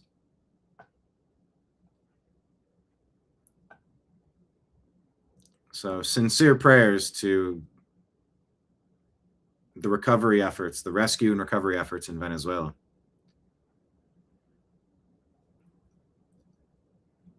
All right. Speaking of help, look at this. Kenneth off the top rope. Bam. $5 super chat. Asking, do you want 2 CDs by chance? Do you want 2 CDs?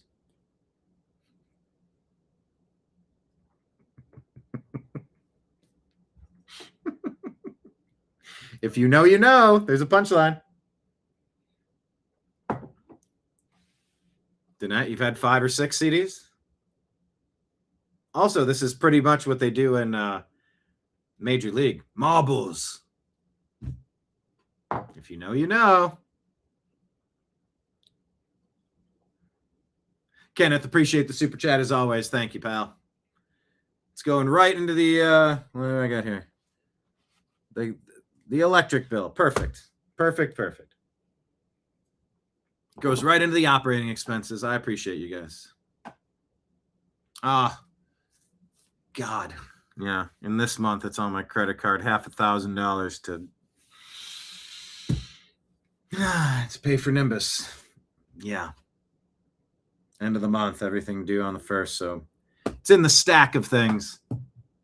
Ugh. Yeah. Ugh. What a month. The plums. Thank you for refocusing it back on humor again.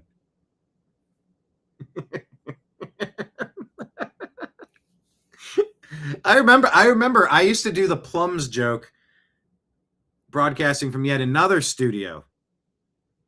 It was the downstairs studio. I remember standing there doing the plums joke and just laughing uncontrollably. All the outtakes from the plums joke. Yeah. Arnold's saying those buildings weren't built to earthquake standards. They crumble like rock salt. Someone said they were built with styrofoam. I said, oh, come on. Now, whether it's technically styrofoam or just a super inferior product that's brittle like rock salt. Yeah, I've been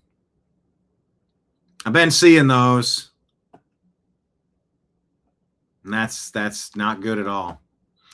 So I actually sent that story to Adam Carolla and said, somewhere between 3,000 caissons, which are big holes bored into the earth, with rebar and concrete to build, when a couple of telephone poles would have done just fine. Like somewhere between the over-engineering that they're requiring in Santa Monica, or the Palisades rather, and building with styrofoam is like reasonable building codes. Either extreme is really bad. Dina says Venezuela, 800 buildings collapsed, 68,000 missing. First 72 hours are critical. 86 canine teams, support from 24 countries, aftershocks 4.7. And there's stress at the fault that could trigger another strong earthquake. Oh, man. All right, Maverick Approach says, why are salvage yards burning across America? L&L Classic Auto lost 9,000 classic cars they've been collecting since the 1960s. All vehicles 2027 and later will be required to have an AI monitoring system due to the 2021 Infrastructure Investment and Jobs Act. Coincidence?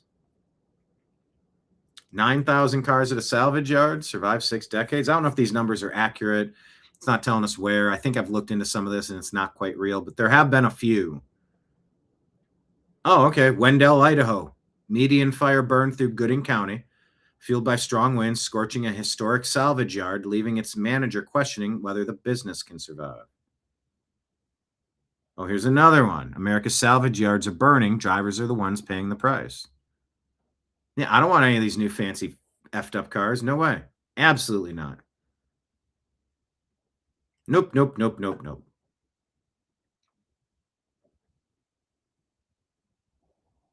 Nope, nope, nope, nope, nope.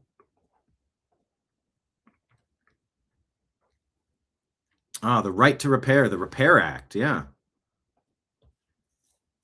Infrastructure Investment and Jobs Act, L&L Classic Auto. Oh, permanently closed. Oh, shit. Yeah, if all those parts start drying up, we're going to be forced into cars we don't want. I thought this was interesting. Someone allegedly asked Claude what quietly ruined the world without anyone noticing. Type in comments, QOTD. What quietly ruined the world without anyone noticing? Quick, off the top of your head, first thing you come up with. Quick answers. What quietly ruined the world without people noticing? David asks, are the earthquakes natural, I wonder? Exactly. Well, I think on this Instagram, I shared a video that's like, huh? But I believe it's clearly AI. Yeah, the Repair Act will soon be called the Despair Act.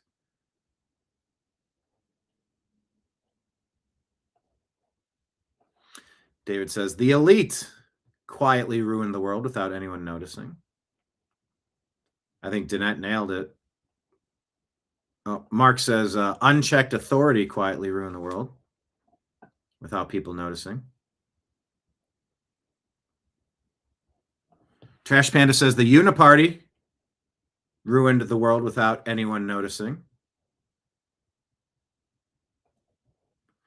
Danette says, Blockbuster closing ruined the world without anyone noticing. I got it. There you go. You get the gold star on that one. No, I actually think Kenneth got it. Question of the day, smartphones. So allegedly they asked Claude AI.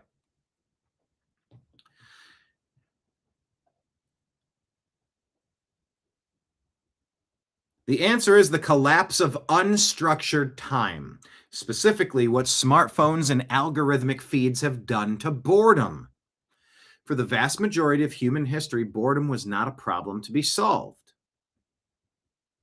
It was a cognitive state that forced the brain into a mode we now call the default mode network, a kind of mental background processing where you consolidate memories, develop empathy by imagining other people's lives, generate creative ideas, and build a coherent sense of self. When you stared out the window, waited for a bus, or sat quietly after dinner, your brain was doing some of its most important work. Boredom was, in a very real sense, the engine of the inner life.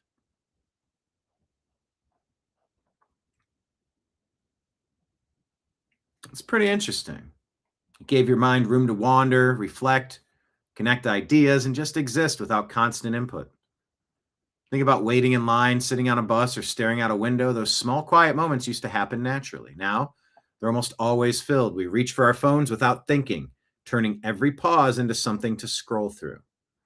It's not that technology suddenly broke everything. It's more that we slowly gave up those quiet spaces where a lot of our inner life used to grow. And it didn't feel like a loss at the time. It just felt easier, more entertaining, like things were getting better.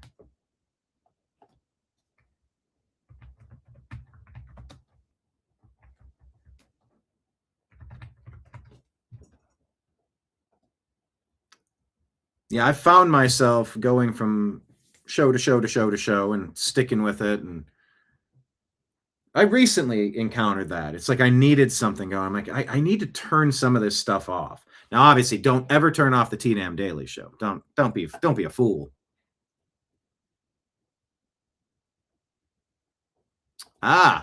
Dina says what? Hold on, what was the original question? What quietly ruined the world without anyone noticing? Indifference. Oh, yeah. Indifference is such a good song by Pearl Jam off their Vitalogy album. I had that CD. I had 2 of those CDs, Kenneth. Do you want 2 CDs? Did TikTok ruin it? I mean, smartphones, yeah. The crust on bread ruined society. That's a good one.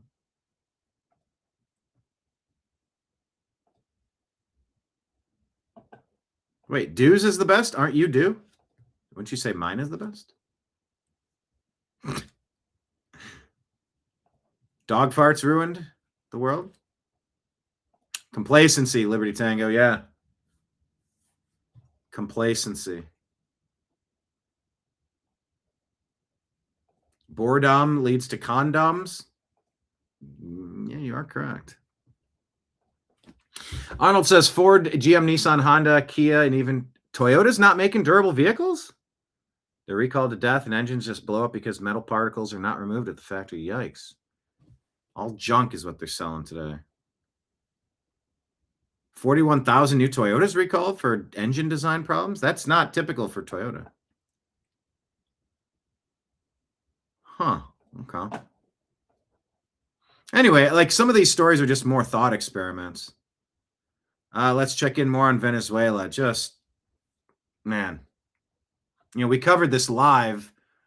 We did our night show, our TNAM PM show. I wasn't aware of this story, and we looked it up together, and it's just, man, just brutal. Rescue workers in Venezuela discover collapsed buildings were held up by styrofoam. No, this appears to be actual styrofoam. Who was commenting on that? Is that Ortho or one of you guys? That it was rock salt? Anime, weón, es anime. Las columnas, esta maldita mierda gobierno maldito. Mierda, they're saying shit. Oh my God, I think that is literal styrofoam, not just... O sea, acá es el mío. O sea, acá. Por aquí le ponen medio cemento. That's what a shithole country under shithole communism, socialism, whatever Maduro was doing. That's what that'll get you. Está relleno de anime. Anime, mamá huevo, puro anime. Es puro anime. Maldito, dale. En el centro es anime el mío. O sea, acá es el mío. Todo. God, there's music in the background. I didn't notice till just now. Todo por el medio es anime. It's just crumbling to dust. It's just, huh. Yeah, socialism. They used beach sand in the construction of many of those buildings.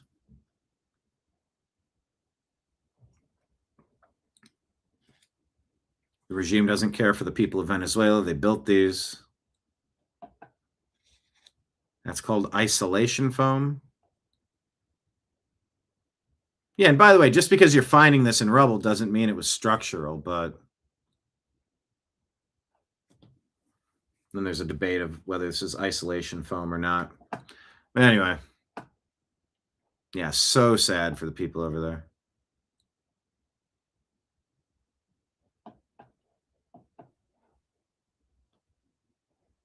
All right. You know, I might have shared this guy's post before, but I didn't get the second part to it. So here's the second part to it. It's a lot of thinking stuff going on today. We're going to get to the Supreme Court, and just, you know, I gave you the headline. They somehow can't define what election day is. It's a day.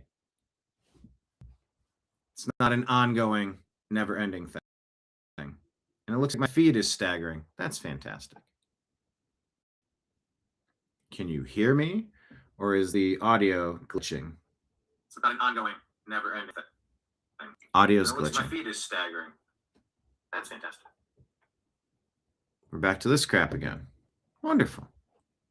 Anyway, let's play this for you.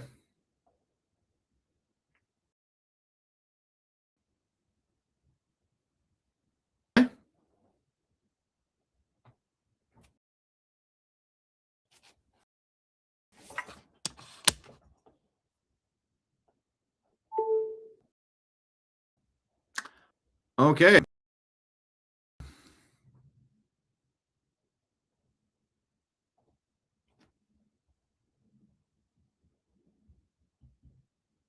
Okay. Are we back? What is the problem here?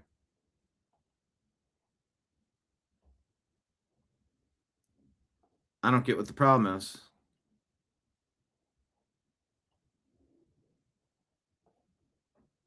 Yeah, everything is on a lag. Bear with me 1 second. Hold on. Let me try this.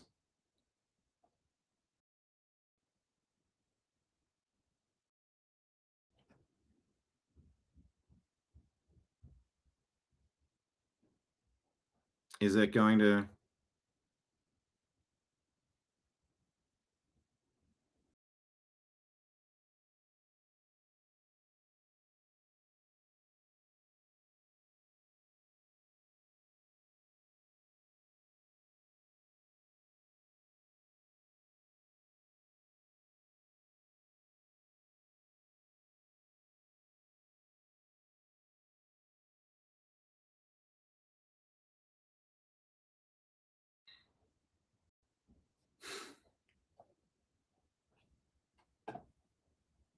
Something went wrong. Try reloading the page. Okay.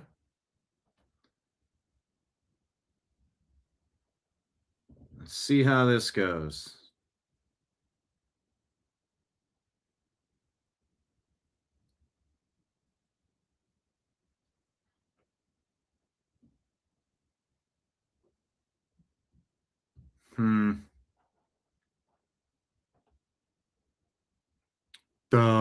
Where did you go, George? Which way did you go? I knew exactly what you're doing there, Danette. That's funny. All right, I think we're back.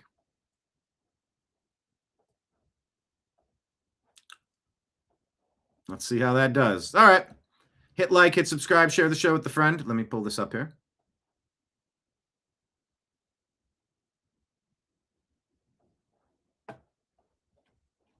It's a pretty interesting video. Tell me what you think. Actually glad that Charlie Kirk was murdered, but probably not for the reason you think. I was at work when I first found out. A fellow employee had wandered up to me, cell phone in hand, and asked, "Did you hear that Charlie Kirk just got assassinated?" And I, without even a moment's hesitation, responded, "Good! Fuck that Nazi white supremacist piece of shit!" I had never before witnessed such a perfectly blended expression of disgust, disappointment, sadness, and surprise, all through the window of another man's eyes, or experienced a silence so uncomfortable as the one that followed. And although that look on his face now haunts me more and more with each passing day, at the time, it only made me distrustful and upset. But little did I know that the sentence which followed would end up becoming the most profoundly psychologically impactful question that I've ever been confronted with. Have you ever actually watched any of his debates? I decided to end the conversation immediately. This man was clearly a lost cause, one of those intellectually dishonest Kool-Aid drinking types who refuses to engage in good faith with any perspective which contradicts their outstandingly narrow and propagandized worldview. And by this man, I mean me. Because I hadn't actually watched any of his debates. I was basing literally every single thing I believe about a human being with thousands of hours worth of publicly available recordings of himself openly expressing his opinions on a small handful of out-of-context clips that had been curated for me by algorithms and media organizations being funded by the political opposition. I foamed at the mouth, right along with the rest of those rabid and bloodthirsty dogs, gleefully mocking those who had been saddened by his death and downplaying the atrocity of it all by suggesting that political violence is just an unfortunate yet necessary step toward our coveted socialist revolution, that is, until I began to notice a common thread. The exact same comment being repeated ad nauseum in nearly every single online space. Have you ever actually watched any of his debates? I didn't think much of it at first. Of course right-wingers are all regurgitating the exact same talking point. They're in a cult. They're brainwashed. It was an ordinary and boring morning on the day I found out that I am a monster. In that moment where my curiosity got the best of me and I decided to click on some random YouTube thumbnail of Charlie Kirk with his goofy and gummy smile in an attempt to reaffirm my preconceived biases. And it was an unusually stressful afternoon on that very same day when I spoke to my father for the first time in years, despite the fact that he had always loved and supported me unconditionally. And it was a never-ending sleepless night, coming to terms with the fact that literally every single thing I thought I hated about the right, the bigotry, stupidity, violence, vitriol, and narrow-mindedness, was actually just an outward projection of hatred toward my own self. Charlie Kirk is my hero. He opened my eyes to the cruel and manipulative nature of our political media, brought my family back together, and taught me how to love again. And to anyone who takes issue or offense with that, I'm going to do exactly what he would have done, and challenge you to answer a simple, honest, and straightforward question. Have you ever actually watched any of his debates? I'm actually glad that Charlie Kirk was murdered, but probably not for the reason you think. It's an outward projection of his own hate. Man, if that isn't true.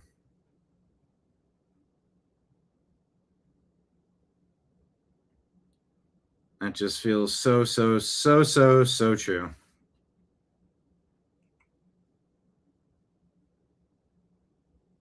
All right, I'll see what else this guy's got to say. I'll put him on my radar.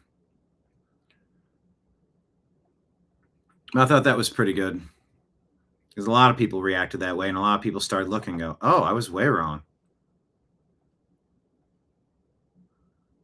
Elon says Wall Street Apes is pretty not wrong about this. Mike Benz chimes in. Take a listen. USAID gave $5 what? million to Open Society Foundation Macedonia. $5 million, a direct grantee. With the help of then President Barack Obama's U.S. ambassador to Macedonia, the U.S. government spent millions of taxpayer dollars to destabilize the democratically elected center-right government by colluding with Soros. So USAID is actually funding Soros, and Soros is passing those funds to the people on the ground, the local politicians, the local judges, the local prosecutors, the local anti-corruption NGOs, the local media outlets, the local trade labor groups and unions. One NGO funded by the USAID Soros Alliance paid for the translation into Macedonian of Saul Alinsky's Rules for Radicals.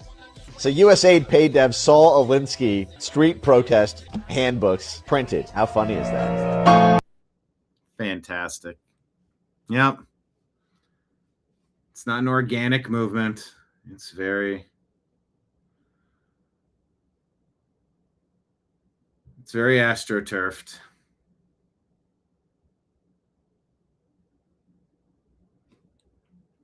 All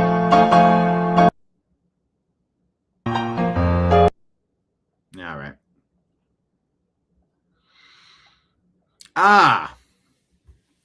So talking about Venezuela, we're asking if it was legitimate or not, if it was a weapon.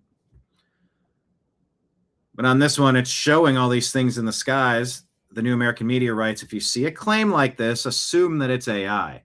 Let's research this to be sure, but please don't believe fantastical, unconfirmed claims at face value. Alrededor de las 3 de la mañana, cuando el mundo entero dormía, alguien captó unas imágenes que hoy siguen causando escalofríos. El cielo comenzó a parpadear con una I mean, if these were things that happened, we would have seen a million videos of this by now. it seems. Extraña luz roja, una y otra vez, como si fuera algún tipo de señal transmitiéndose desde el cielo. Y entonces, un objeto rojo atravesó la oscuridad a toda velocidad, pero no estaba solo. Poco a poco, más objetos similares a bolas de fuego empezaron a aparecer y caer rápidamente desde arriba. Pero lo más perturbador vino después. En lugar de Okay. Anyway, we're not getting too much. desaparecer al tocar el But yeah, if anybody thinks this is verified or accurate, send me some more information. But I see stuff like that and I go, come on, don't just share the first thing that you see. If it's fantastical and you don't see it being shared anywhere else, just go, all right, well, I'll keep my eyes peeled, but I haven't seen this anywhere else.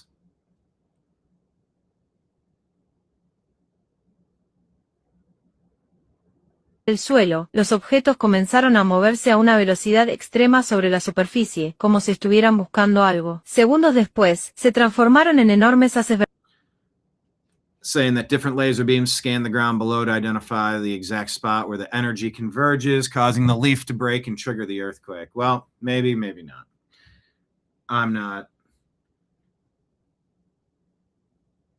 not believing that quite yet. Thank you very much. I would seriously. All right, Boomer Esiason talking about Caitlin Clark getting hurt and getting disrespected by the WNBA. I would seriously consider going to play overseas somewhere and get the royal treatment and get real money From the Saudis? from somewhere. I mean, there's She international. can't go to the Saudis. Well, she can't go to the Russians either, as we saw that Brittany Griner got stuck there.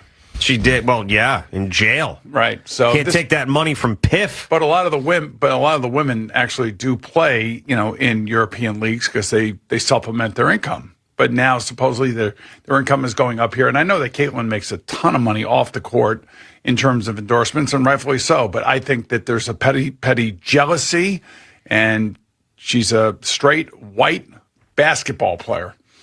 I would seriously consider going to play overseas. Uh-huh.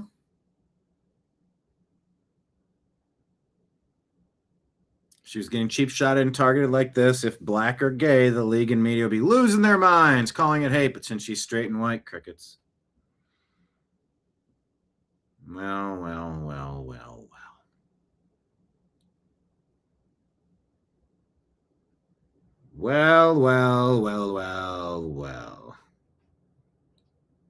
I would seriously. I keep telling her she needs to leave the league. I don't know that she's listening to me.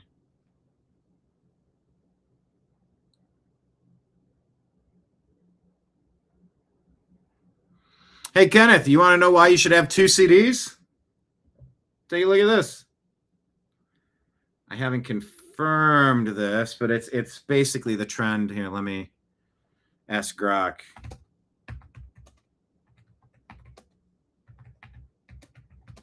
From PlayStation.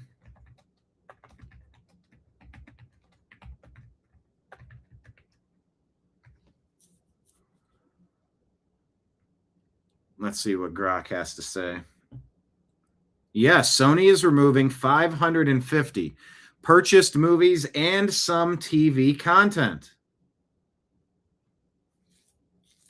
from their PlayStation users' libraries. They're saying there's an expired licensing agreement with Studio Canal. The affected content will be permanently removed from the users' video libraries on September 1 of 26. It doesn't belong to you. It's been purchased. It is owned by the person who paid for it. This is nuts. Terminator 2, Judgment Day, Total Recall, Rambo First Blood, Hot Fuzz, The Deer Hunter, Bridget Jones' Diary, Moonlight, Apocalypse Now. No refunds or replacements being offered. Sony previously removed Discovery Channel shows and other licensed content in the past for similar reasons. PlayStation stopped allowing new movie and TV purchases and rentals on the store back in 21, but previously bought content that was supposed to remain accessible until licenses expire. It's a stark reminder that when you buy, in air quotes, digital movies on PlayStation or most platforms, You're really just licensing temporary access. It's a rental. Well, you should be sued for telling you that you're buying something that's a rental. That's bullshit. You said buy. Buy means own, but not physically owning them like physical Blu-rays. My God.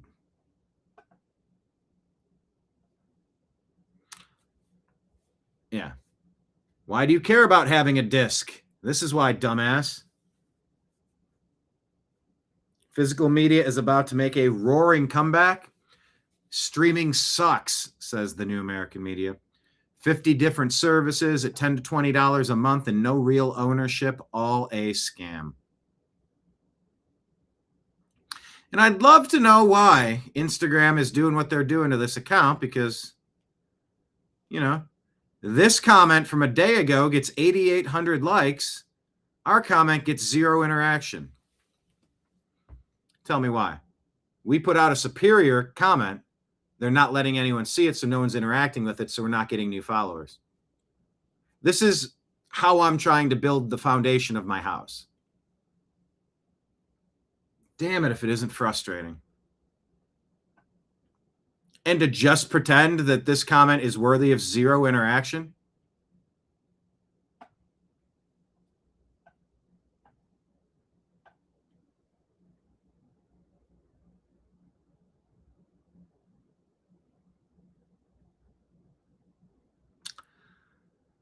Oh boy. Anyway.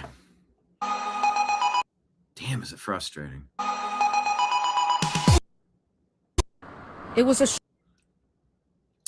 the flock camera debate. Take a listen. Is there audio? It was a short run for flock safety cameras in the city of Woodburn. In 2025, a total of 23 cameras were installed across the city to help police track down suspect vehicles. And while police say the cameras help solve dozens of crimes, community members raised concerns that the system could allow federal agencies to access its data. Flock security cameras that are present in Woodburn contribute to the terrorizing of our community. City Council in November suspended the use of the cameras while the police department conducted a full review. That report confirmed what many people were afraid of, that federal agencies. It was a short run for flock safety cameras. Come on, just roll to the next part of the clip. In the city of Woodburn, federal agencies had access to the system. In 2025, a total of 23 cameras were installed across the city to help police track down suspect vehicles. And while police say the cameras help solve dozens of crimes, community members raised concerns that the system could allow federal agencies to access its data. Flock security cameras that are present in Woodburn contribute to the terrorizing of our community. City Council in November suspended the use of the cameras while the police department conducted a full review. That report confirmed what many people were afraid of, that federal agencies system, showing nearly 6,100 searches on the city's camera network between January and November 2025. However, that number is just 0.18% of the more than 3 million total searches. And the police department says none of the searches conducted by federal agencies targeted Woodburn exclusively. The city's cameras were included in system-wide searches, contrary to city policy. According to the report, a temporary flock safety trial is what allowed federal agencies to run broad safety searches across several camera networks at once, including Woodburn. Federal agencies had accessed the system. All right, you get the point. It was a short... Sam, what's up? This is how I should end the show. I love this. I'm going to end the show on that one. Let's bounce over to X and go through the... Okay, that's awesome. I'm ending it on that. Let's bounce to X. Follow us at American_media_. Our Patreon is linked at the top. Reminder, consider becoming a monthly sponsor since we can't rely on any growth from Instagram, Facebook, Meta. We can't rely on any growth from Google, YouTube. It's all you folks. If you like it, support it.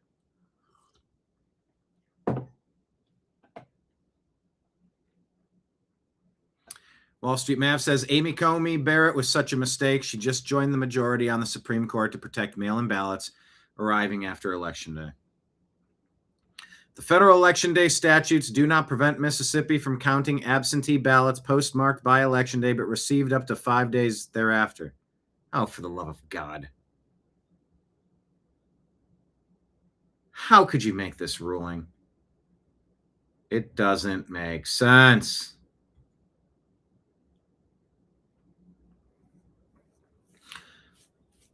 Nothing in the federal Election Day statutes requires ballots to be received by Election Day. Okay. She may be retarded.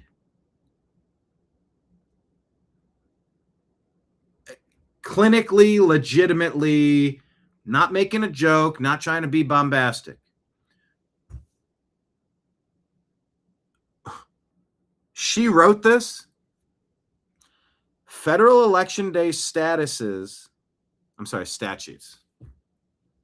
Federal Election Day statutes do not prevent Mississippi from counting absentee ballots postmarked by Election Day but received up to 5 days thereafter. She actually claims nothing in the federal Election Day statutes. It's called Election Day. Nothing in the federal Election Day statutes requires ballots to be received by Election Day. Everything about Election Day requires ballots to be received by Election Day. This might be the dumbest shit I've ever read in my entire fucking life. Here, let me change this to something else. What did we just watch? World Cup. Does anyone know what World Cup is?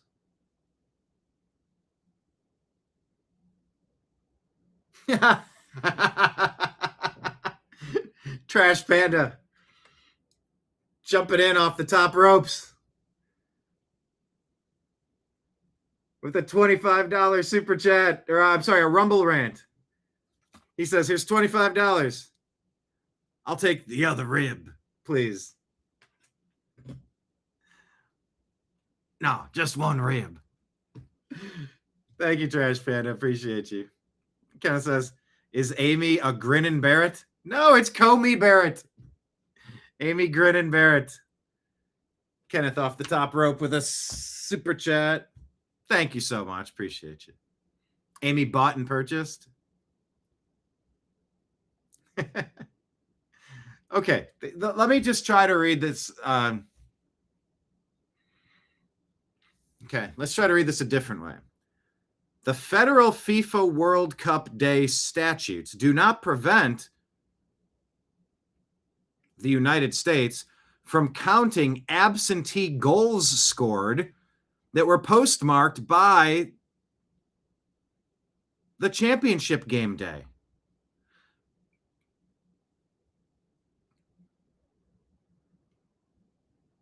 You can count goals that were scored. Well, they kicked them on Election Day. They kicked them on the championship game day. But maybe the goal didn't roll into the net until 5 days after the championship game was over. It's over. You can't rule that basketball points in the NBA championship are going to be counted 5 days after the game ends. There's no game 5 days after the game ends. It's been done for most of a week. I'm living inside of a cuckoo clock.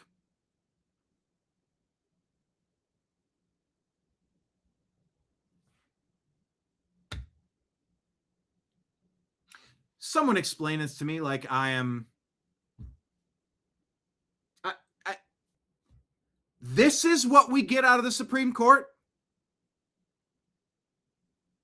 Well, there's nothing in the NFL rule book that would prevent the Cleveland Browns from counting absentee touchdowns as long as the play started on the day of the Super Bowl. But the points weren't scored until 5 days after the Super Bowl was already done. Election day is done at midnight. It's done.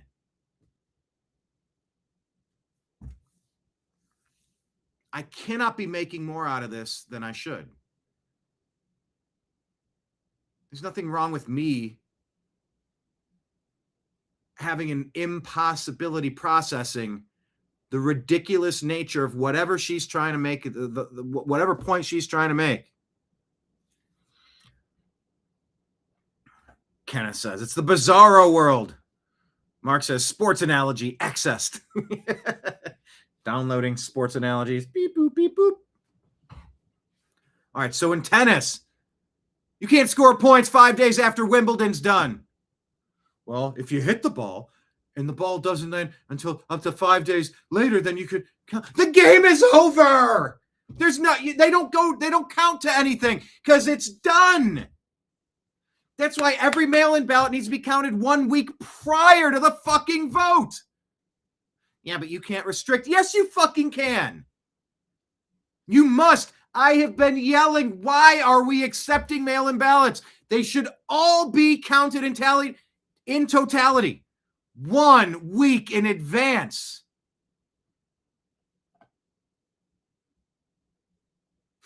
Amy Comey Barrett. Amy owns a ferret? No, you might have some tequila in the ears. You got to. Hi, Leanne. Sorry if my swearing ran you away.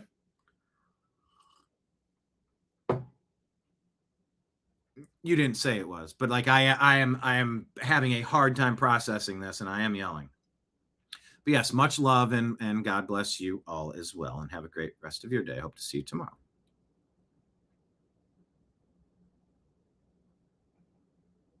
Yeah, strikes and hits. Now, wait a minute. Everyone's saying that they're taking down comments, huh? You're saying that? Ortho's saying YouTube is censoring comments on this chat? Good grief. I'm telling you, this... I don't know how to grow the New American Media and the TNAM Daily Show and the Agree to Disagree Show when every site fucks with us. Every site that we use fucks with us.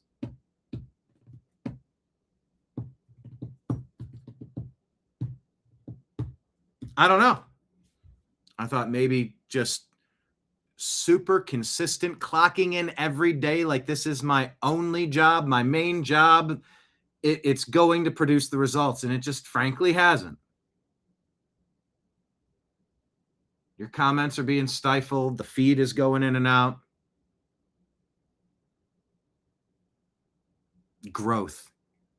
We were three followers away from going live on Instagram, and then they just out of nowhere deleted 30 followers. People don't delete accounts once they start following them. They don't do that. Go to radio. I mean, I was on internet radio for a while.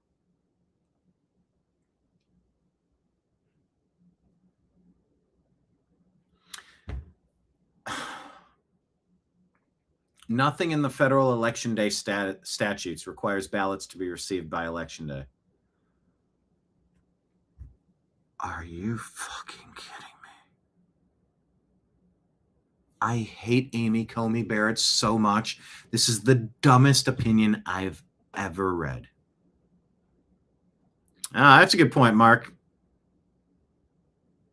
That's what John B. would say all the time. He'd say, like, Brian, they say if you're taking a lot of flack, it means you must be above the target. Yeah, you start taking suppressive fire when you're kind of onto something. I know. But why are the 50 people that are allowed to do well, what makes them so special? Do they read scripts? They've sold out. They're just propaganda pretending to be independent. Why do those 50 voices get to succeed? What is so fucking special about those 50 voices? And it's not about any one of them in particular, but you can imagine 50 different podcasters that are doing great numbers. How do you do great numbers? Where do they come from? How does anyone get to see them? You know? Ah.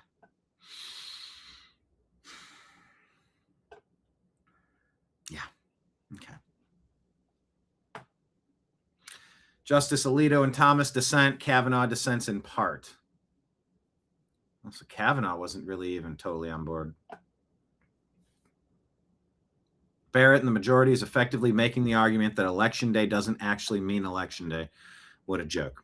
C3 says, according to SCOTUS, Election Day is 5 days after Election Day. We're in a banana republic.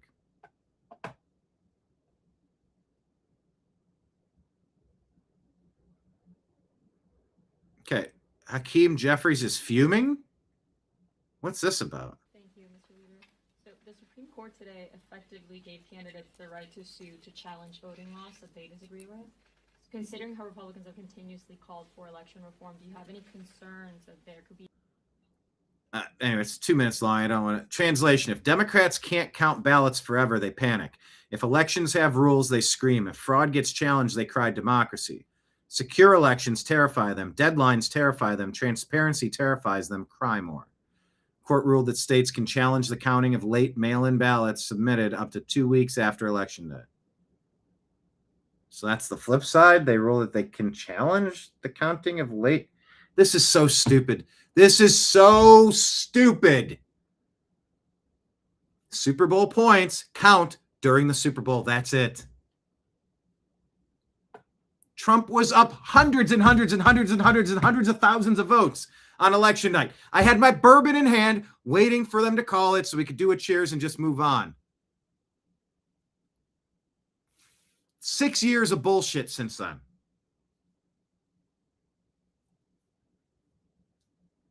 If you don't score points during the Super Bowl, the points don't count. They never counted. They never happened. Yeah, but I threw a touchdown and I ran a whole bunch of yards. It was in the parking lot. 8 hours after everybody left the parking lot. It didn't happen.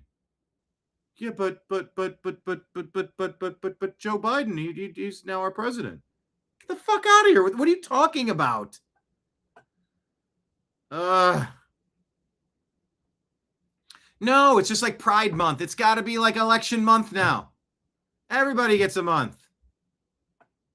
Yeah, David, you're right. They're trying to condition people to think it's normal to count for as long as they need to win. Taking flack. Damn you, Roberta Flack. Roberta Flack.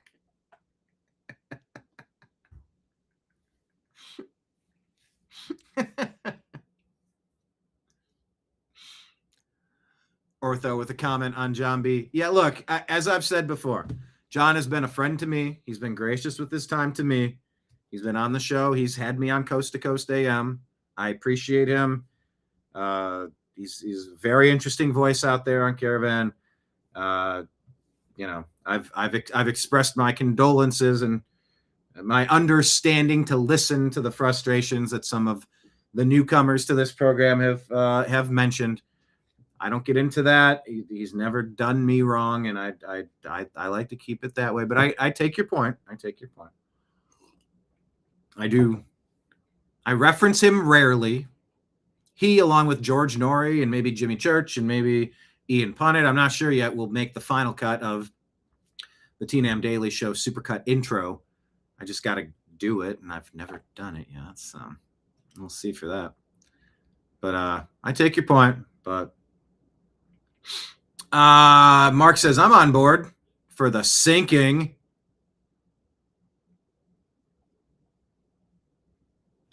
Mark says Trump's executive order only supports current election rules, 1 day voting. Yeah, we got to get the Save America Act. I mean, I fear that I don't know. I'm just worried. Fox News reports President Trump urges Congress to pass the Save America Act after calling the Supreme Court's ruling on mail-in ballots a tremendous loss for voter rights.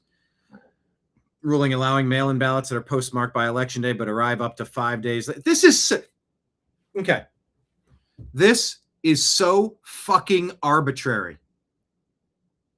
Look, you got to stay 6 feet apart. Trust the science. I'm the science. You got to wear a mask. You got to put double masks. No masks. It came from the wet market. You stay 6 feet apart for no good reason. 6 feet apart, 5 days. We're just throwing darts. No science. No logical, legal reason. Yeah, we might as well pass the Enslave America Act unless we're going to have the Save America Act. Exactly.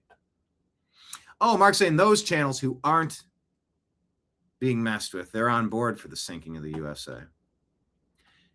Some of them are very negative, and I wonder.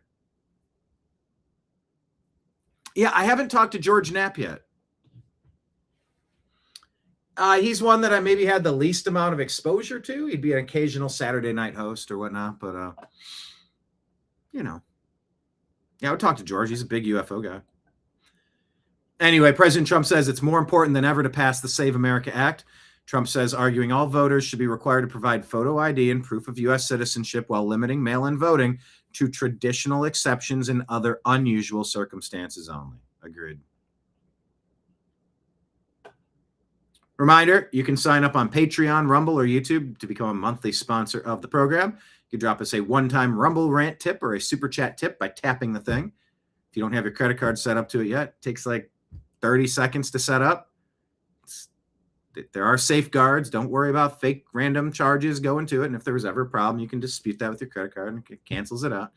Super easy to just tap and drop some tips in, just like John did over there on Rumble and just like Kenneth has over here on YouTube.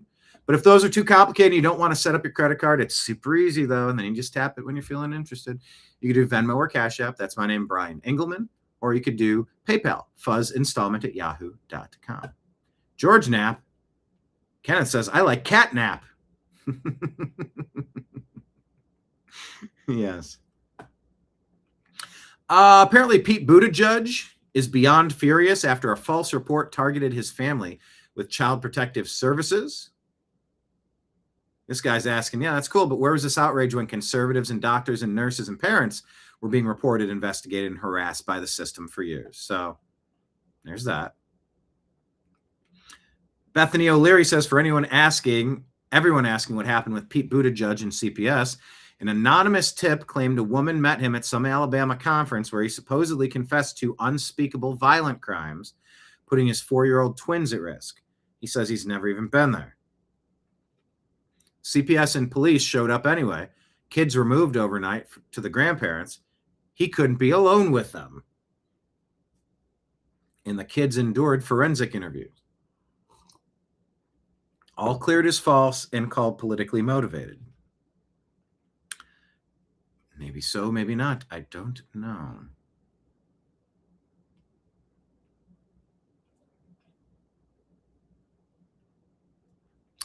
Well, Mark, do you feel like family here?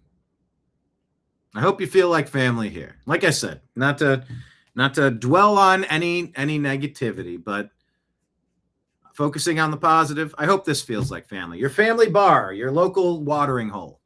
You know, I'm your bartender. We hang out and we have lunch. And we know the regulars, and we all talk about the stuff going on, and nobody gets too fired up. We're allowed to talk and discuss things.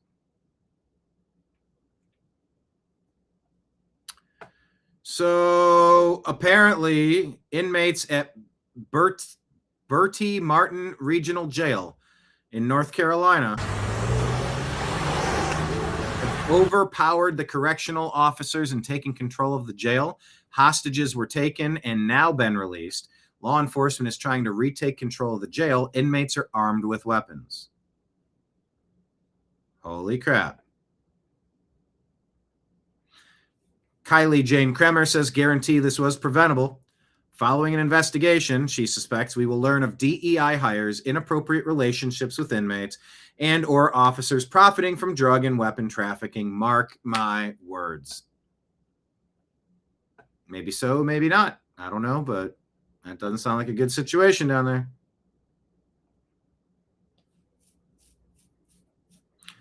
Scott Wiener shows up to a trans march, and for the first time, we kicked his ass out. It's sad because while he's written some good legislation for queers, he's ultimately a genocidal supporting center-right shill Trigger warning, broken man walking away defeated. Vote Connie, says Dimitri. I think your housing policy, and specifically your housing policy aligning with YIMBYs, and I think your policy. Okay, I don't know what the hell. And I think your policy on the genocide in Gaza, and I think your policy on the genocide in Gaza is terrible. Okay. I love when the left eats their own. You can't be left enough for these people. Ben Shapiro, someone I don't regularly reference here, he says, no one more richly deserves this humiliation than Scott Wiener, who learns the hard lesson that you can be a militant for trans radicalism, a full-scale Israel hater, and an all-around moral derelict, and the hard left will still yell at you for being a Jew. 10 for 10, no notes. I think you do not belong here. I think you do not belong here. You do not belong here, Scott, anymore. It sucks because you've been wonderful. You've been wonderful for trans people, and you've been terrible. And you've been terrible. You've been terrible. You've been terrible on Gaza. You do not belong here anymore, Scott, and it breaks my fucking heart. It breaks my heart. It breaks my heart that someone who wrote good legislation for queers is so fucking terrible on Gaza. Scott, do you have anything to say? Do you have anything to say about Gaza? How could you do this to San Francisco? How could... What does San Francisco care about Gaza? My God.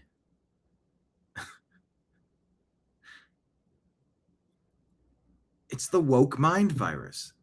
They download these programs and you have to be fired up about these specific issues. You simply must. I don't know. This guy is a piece of garbage, this Scott Wiener. Someone like you do this to San Francisco.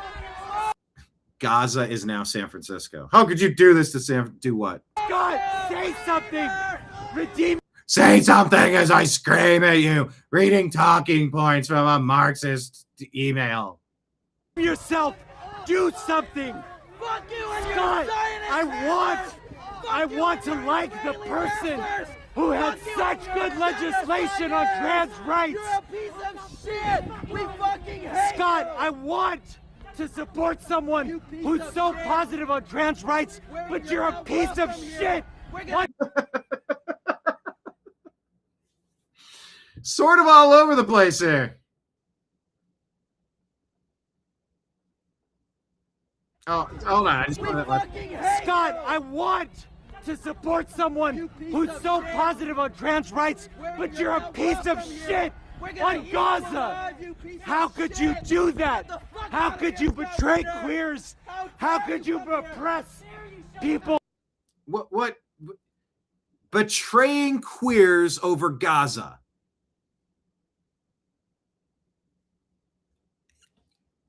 Palestinians love transgender, gay, alphabet agency people.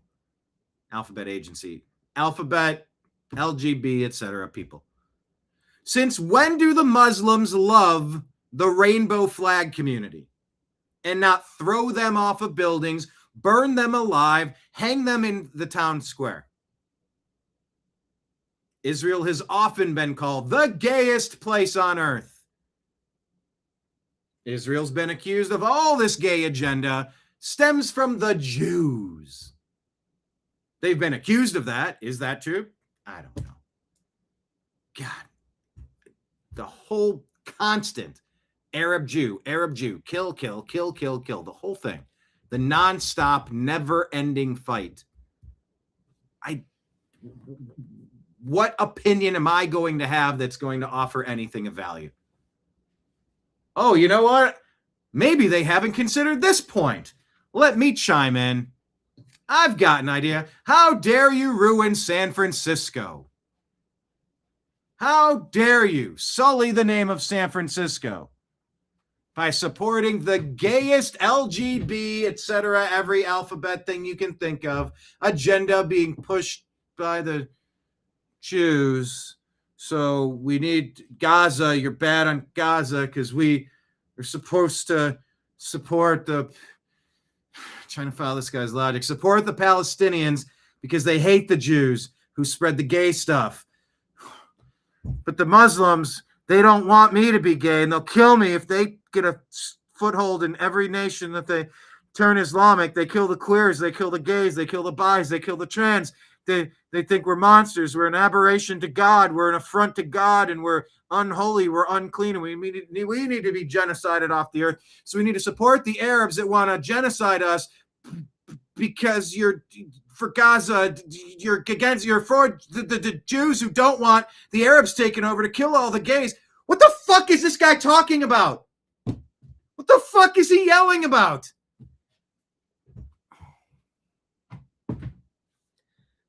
My brain is short-circuiting on this stuff. I don't care. I'm not Muslim. I'm not Jewish. I'm not gay. Do your thing. Don't blow innocent people up. Don't force your shit on the children, and stay out of the locker rooms, and don't creep on people, and don't start slicing and dicing and messing with their brain. Do whatever you want. Do whatever you want in your space. I'm supposed to pick a side in this. I feel like I'm inside of an insane asylum. There's padded walls, and I got 2 roommates.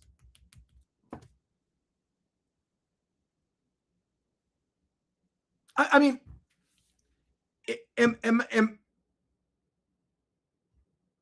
look, Brian, it seems like, what's the matter, pal? Got your tongue? You're kind of stuttering like me. Because when I go off teleprompter, look, it gets gets a little dicey. It gets as dicey as the onions and tomatoes that are diced on. Look at that. We got a Rumble Rant tip here. It says, this is a tip. Virtual nachos for Mark. Hey, Mark, look at that. Things got a little dicey. So we're going to dice some jalapenos on there, courtesy of Trash Panda. Take a look at that. But am I following this right?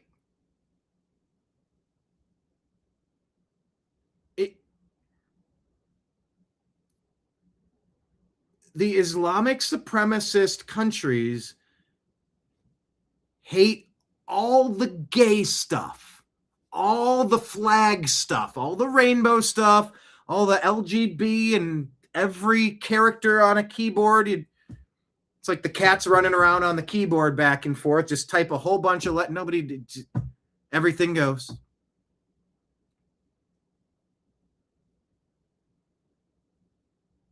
Every time you talk about book burnings back in the 30s and 40s, what books were they burning is the question.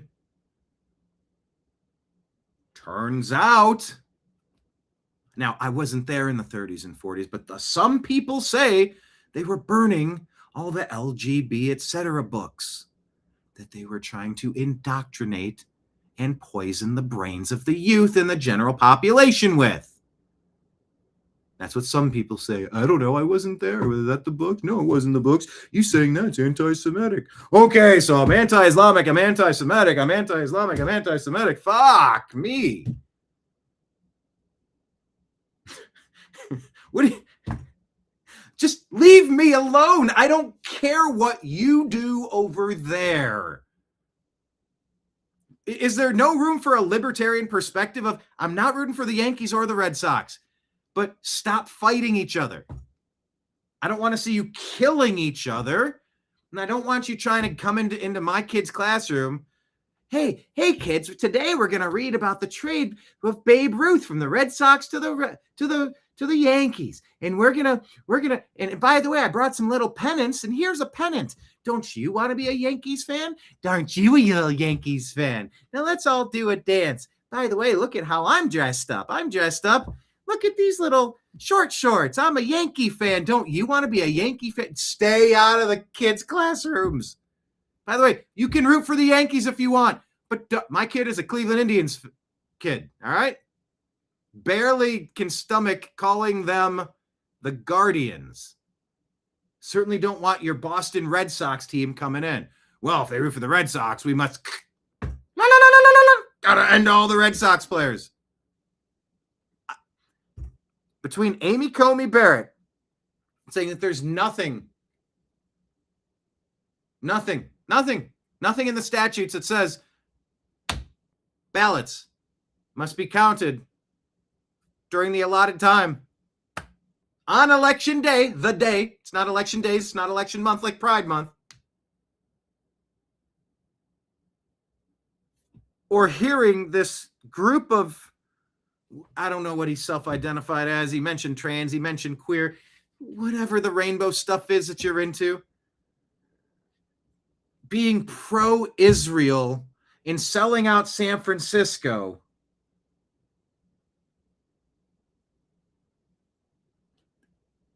Unless I'm missing a key component to this, and I'm legitimately trying, because like I said, I don't care. I don't care what you do over there. Do your thing with you and yours.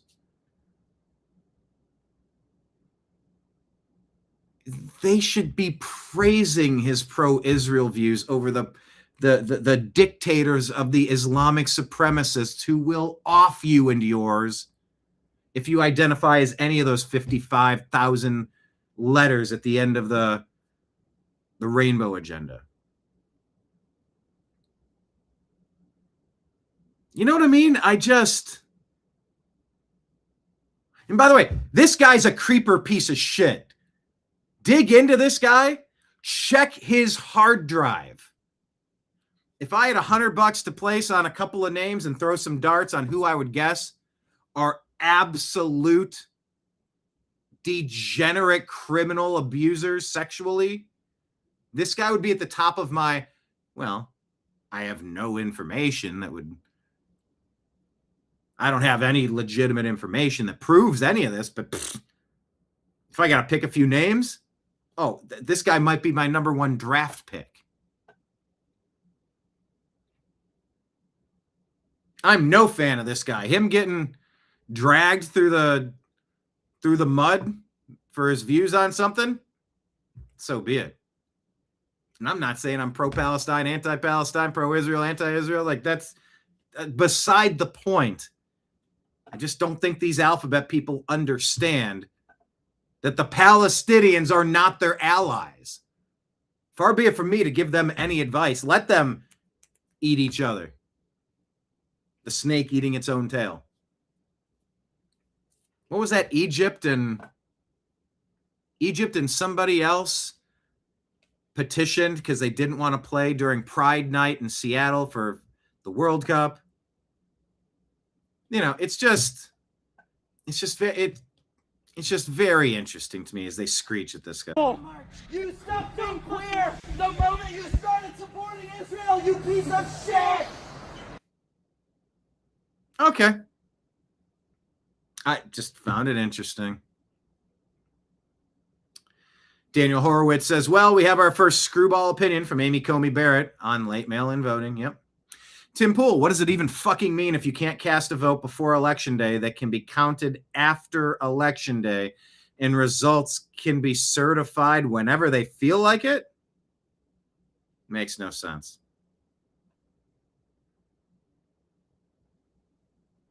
Why is Cleveland trending? Something with the Cavaliers? Is LeBron coming back? Oh, some nobody. Oh.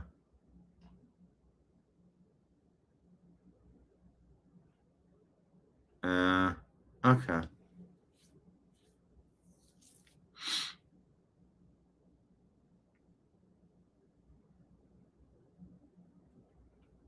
What is this story?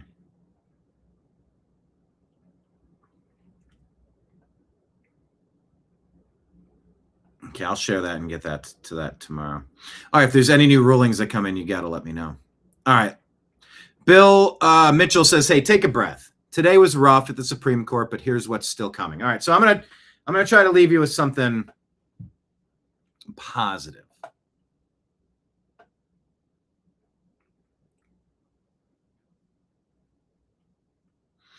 David, I've heard Jesus looked nothing like anyone from the Middle East. Yeah, that's what I was getting ready to say. So growing up, you see pictures of white Jesus. If you're a white kid, you know, that will be a thing up on the wall or at the church. I'm like, And then it's drilled into your head. Jesus was Middle Eastern. Jesus was brown. Jesus wasn't white. Jesus wasn't white. Jesus was Middle Eastern. Jesus was brown. Jesus wasn't white. Jesus wasn't white. Can somebody clip that and put it on a loop?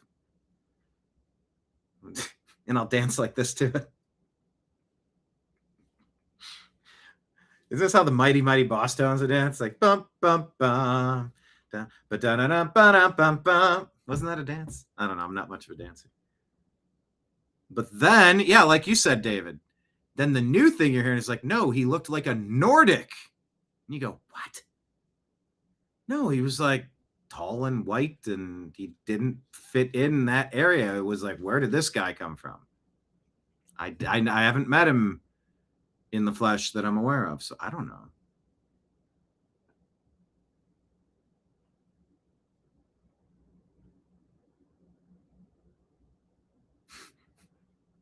No. Kenneth's saying Jesus had a beer gut. No, you mean Jesus. You might have known a Jesus with a beer gut, but I don't think. I mean, Jesus did drink wine, right? He made wine for people. Liberty Tango, dark red hair with steel blue eyes and ruddy. Jesus was described as a celestial being. Yes, the Trinity, the Father, Son, the Holy Spirit. Okay, Mark says, Augustus Caesar wrote of Jesus, ruddy complexion, blue-eyed. What does ruddy complexion mean? I guess I don't use the phrase very often. Two of you have said it, so let me double check. Ruddy. Reddish, rosy, flushed appearance of the skin, especially on the face and cheeks. Ruddy complexion typically suggests someone with fair or light skin that easily shows a red glow. Huh. Okay, back to this one here. Moses was light and almost light. Yeah, the Ethiopian Bible, that one sounds like a good one to read. Apocrypha. Why are we cutting things out of the Bible, folks? Red like a Scotsman. Reddish. Did he have a pinkish hue, Jerry? A pinkish hue? Yes, a pinkish hue. Fine. He had a pinkish hue. Remember that from Seinfeld? Okay. Bill Mitchell says, look, take a breath. Today at the Supreme Court was rough. Here's what's still coming. I know it was a bad day. Amy Coney Barrett and John Roberts handed the left a win on mail-in ballots that stings. And it's going to sting for a while. We are not going to pretend otherwise. But before you check out for the night, you need to know what is still coming, because some of the biggest decisions of this entire term have not dropped yet, and some of them could be very good for our side. Here's where things stand. Today, the court decided two major cases. On mail-in ballots, Barrett wrote, the majority and sided with the liberals. Ballots postmarked by Election Day.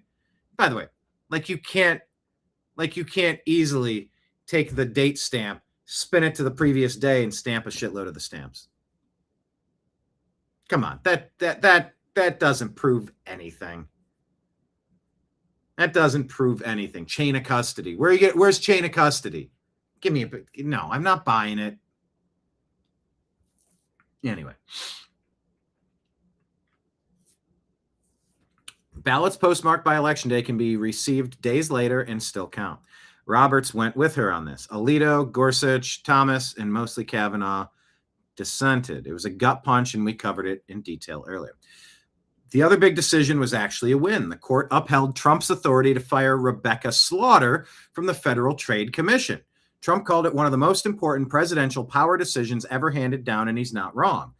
That one matters for executive authority in ways that will echo for years. Now, here's what is still coming. Birthright citizen shizzle. This is the big one. Trump signed an executive.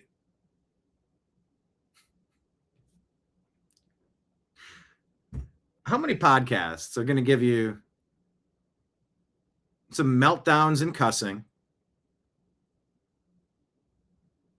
ruddy white Jesus talk,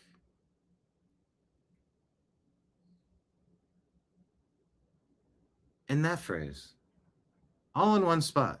Where are you going to get that?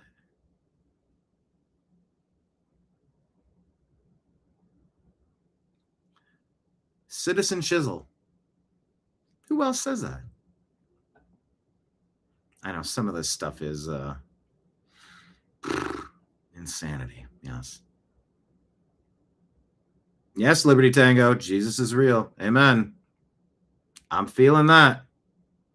I wasn't there, but I feel that.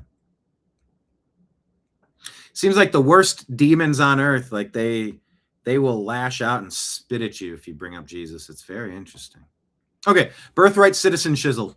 This is the big one. Trump signed an executive order on day one of his second term, ending automatic citizenship for children born to illegal immigrants and temporary visa holders. Yeah, you don't go to training camp for the Cleveland Browns and have I went into labor.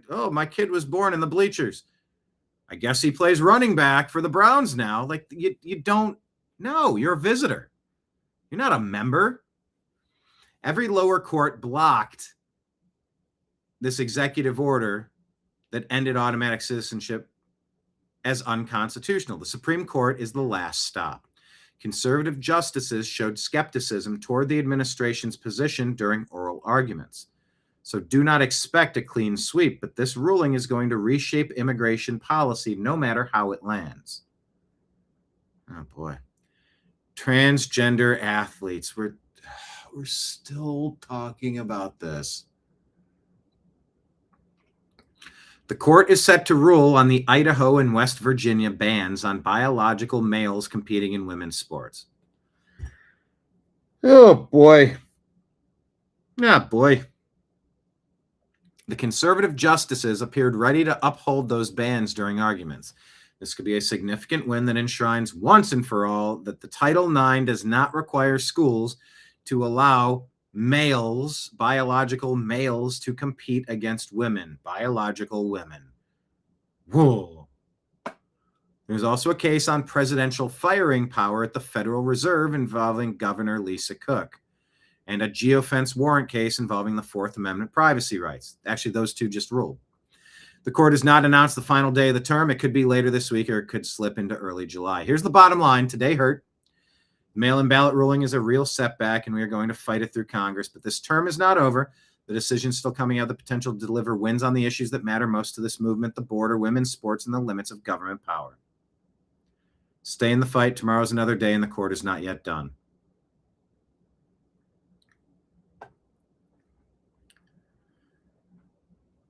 Justice Alito was right, says Eric Daughtry.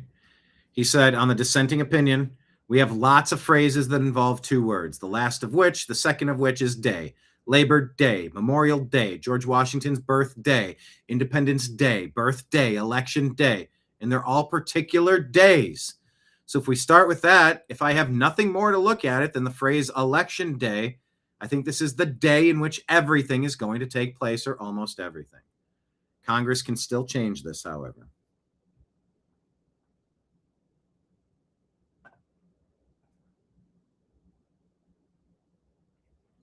Bill Mitchell continues, Alito's dissent on mail-in ballots is a masterpiece and nobody's talking about it. While the mainstream media is busy celebrating today's ruling, 4 justices stood in the breach and said what every honest American already knows.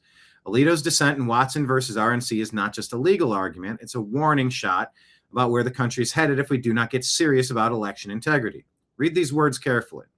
Alito wrote that when thousands of absentee ballots flow in after Election Day and potentially flip the result of an election, charges of a rigged election explode. That is a sitting Supreme Court justice in an official dissent validating what the corporate media has spent 4 years calling a conspiracy theory. He went further. Alito cited research showing that drawn-out ballot counting produces a large, insignificant decrease in Americans' trust in elections. Not a talking point, not a campaign slogan, peer-reviewed research cited from a Supreme Court dissent. The problem is real, it's documented, and 5 justices just decided to ignore it. On fraud, Alito was surgical. He pointed out that as far back as 2005, a commission chaired by Jimmy Carter himself and James Baker concluded that absentee voting was the largest source of potential voter fraud in American elections. Jimmy Carter. The left canonizes that man. His own commission said mail-in ballots are the biggest fraud vulnerability that we have, and today's majority just threw the door open wider. Then Alito did something remarkable. He painted a picture of exactly what this ruling could produce. A close presidential election, one state still counting, the leading candidate watching his margin shrink day after day as new batches of mail-in ballots arrive, the lead flipping with days to spare before electors must cast their votes. He was not writing fiction. He was describing something we have already watched happen in slow motion in race after race since 2020. He also torched the majority's logic directly. Barrett and Roberts argued that the word election in federal law only governs when voters cast their ballots, not when officials receive them. Okay. How about this one? The field goal kicker kicks it during the Super Bowl, but time expires, the game's over. But 5 days later, that ball that was sent into orbit, it comes falling down after the game has already been decided, and it goes through the uprights, and you go back and re-legislate the winner of the game. This makes no sense.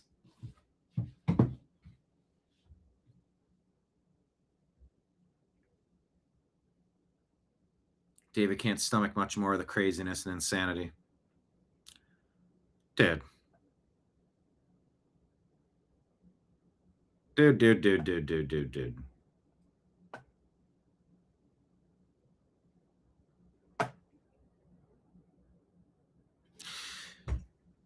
He also raised something nobody else is talking about. What is the limiting principle here? If states can accept ballots 5 days late, can they accept them 21 days late? Washington State already does. Can a state eliminate receipt deadlines entirely? Alito asked that question directly, and the majority gave no answer. They opened a door and refused to say how far it swings. Thomas and Gorsuch stood with Alito completely. Kavanaugh joined most of it. And Barrett, the justice we were told would hold the line, wrote an opinion that Alito was dissenting against.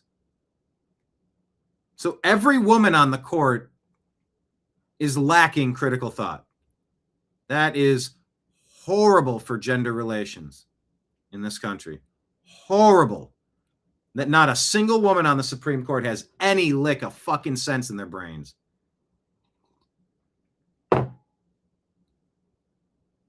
Oh, that is bad news for the ladies today.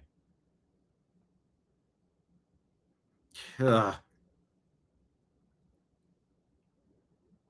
History will not be kind to this decision, but it may be very kind to this dissent. The greatest dissents in Supreme Court history are often the ones that turn out to be right. Alito, Thomas, and Gorsuch put it on the record today. Question is, what do we do with it? Benny Johnson says, this is why we lose. We need to get serious about election security after this mail-in ballot crap passed the Save America Act. Mike Lee says Congress exercised its constitutional authority to designate one federal election day, not election week, not election month. This unfortunate decision further undermines trust in American elections and underscores the urgency of legislative action to secure them. All right, I guess there's the silver lining. You must now pass the Save America Act or lose the nation. That's it. You change the law that it's a one-day process, then the Supreme Court ruling doesn't matter. The law of the land will be one-day election day. If this gives the Save America Act a kick in the rump that it needs to get it passed, it's talking filibuster, standing filibuster, shut up, Buster, and get it done. I don't care. If that happens because of this, then it'll be okay, I think.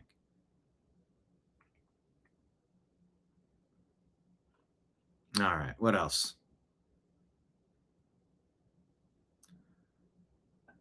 The SCOTUS ruling, Watson RNC is a massive defeat for Republicans, writes Tim Pool, paving the way for Democrat victory in the midterms. Keep it going. Roberts and Barrett just stabbed the USA in the back again, says Bill Mitchell. Yes, we know. Democrat sweep is going to skyrocket on prediction markets with this SCOTUS ruling. GOP cannot compete and has never competed with Democrats' ability to find ballots after Election Day.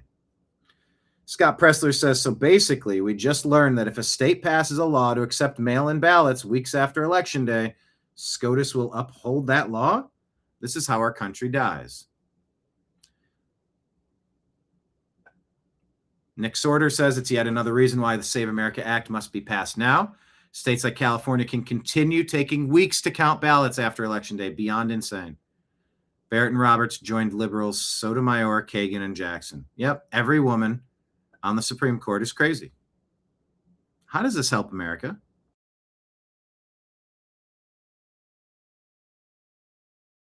Any idea?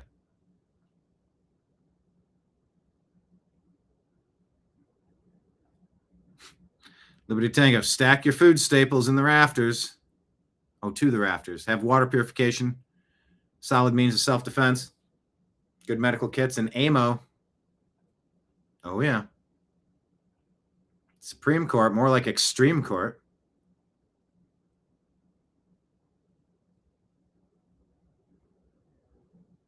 Pass the SAVE Act and the SALT, please.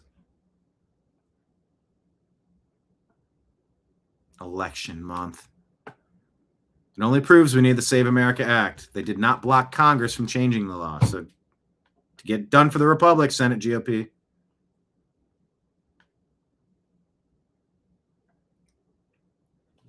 Jordan Peterson to Pierce Morgan.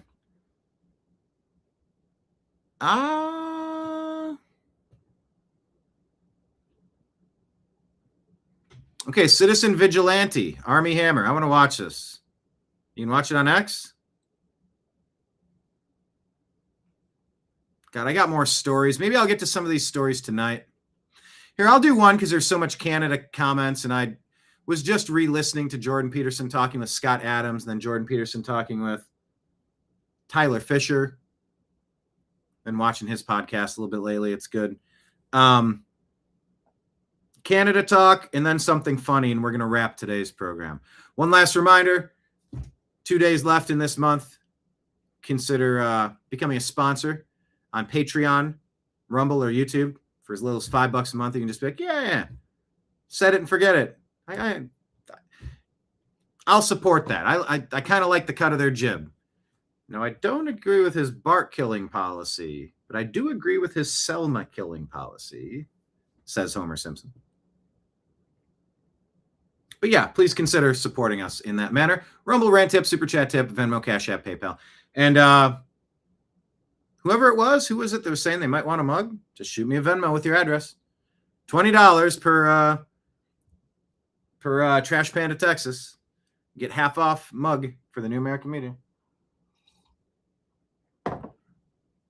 Mark says, Vigilante is good, but it's not a how-to.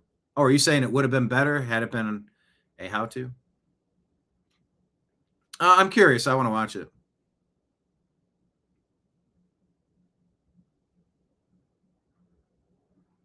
Okay, some Canada talk here from Jordan Peterson with Pierce Morgan. Because nations are absolutely at a crossroads right now. We better take it seriously. I don't know if you guys in the UK understand how sad it is for us in Canada and in the United States to watch what you're doing to yourself. I mean, the UK is a great country. When I go there, I go to Oxford, I go to Cambridge, to these remarkable places in London, see your unbelievable deep history, understand how much the world owes the UK in terms of, say, the establishment of common law and decent government everywhere, including places like India. We owe the UK such an immense debt. And to watch you guys like spiral yourselves into the ground for this idiot, weak political correctness that's gone so far that you can allow your working class women to be raped en masse sadistically and say nothing about it and gaslight people who are telling the truth. It's so sickening. It's so demoralizing. It's almost unspeakable. We all pray, hope and pray here in Canada and the US that you get your act together and grow some spine again and Put your damn country back together and stand up to these bloody psychopathic bullies and the woke green mob, because it would be a dreadful shame to lose you. That was so well said. You know, sometimes it's not what you say, it's how you say it. God, if I had a 199 super chat like Liberty Tango just brought me off the top ropes with an elbow. Thank you, Liberty Tango. I appreciate you, good sir. I love what you bring to the table with your prepping comments, because like I am such a prepper. I think I'm going to do some bug out bags today. On Whatnot.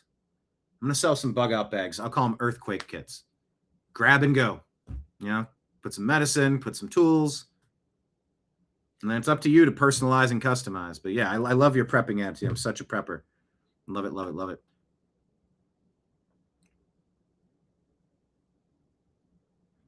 Yeah, that comment from Jordan Peterson, you guys are talking about hugs in the comments. That was like a hug. You know, that was like that's like the advice you would want someone to tell you if they gave a shit about you. Jordan Peterson says, like, if you're doing self-authoring and, you know, kind of like step outside of your situation and approach you in your life and give you the advice that you would give somebody as if you cared about them, as if you cared. This is Jordan Peterson talking to England, just going, come on, from Canada and the U.S. with love, grow a spine. It would be a bloody shame to lose you. And I agree. Of course, check out our previous program, Socialism versus MAGA, Who Wins? Bolton Pleads Guilty, SCOTUS and Save America Act updates and more. Let me click on Grok. Summarize in 2 sentences each the SCOTUS rulings today, because there were 2 more about, well, the one was about the ballots. That was okay. That was Watson v. There we go. So here's a good one. And I think this should effectively shut down the flock cameras. Chattree versus United States. Court holds that police acquiring cell phone location data from Google via a geofence warrant constitutes a Fourth Amendment search. Individuals have a reasonable expectation of privacy in their location information, limiting law enforcement's use of broad digital tracking tools without proper safeguards. Huge win. This should shut down the flock cameras. Do it now.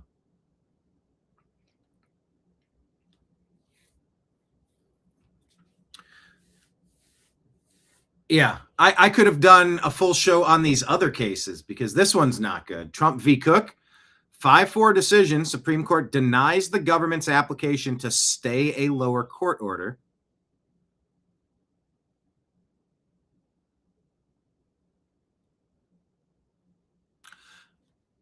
Blocking President Trump's attempt to fire Federal Reserve Governor Lisa Cook.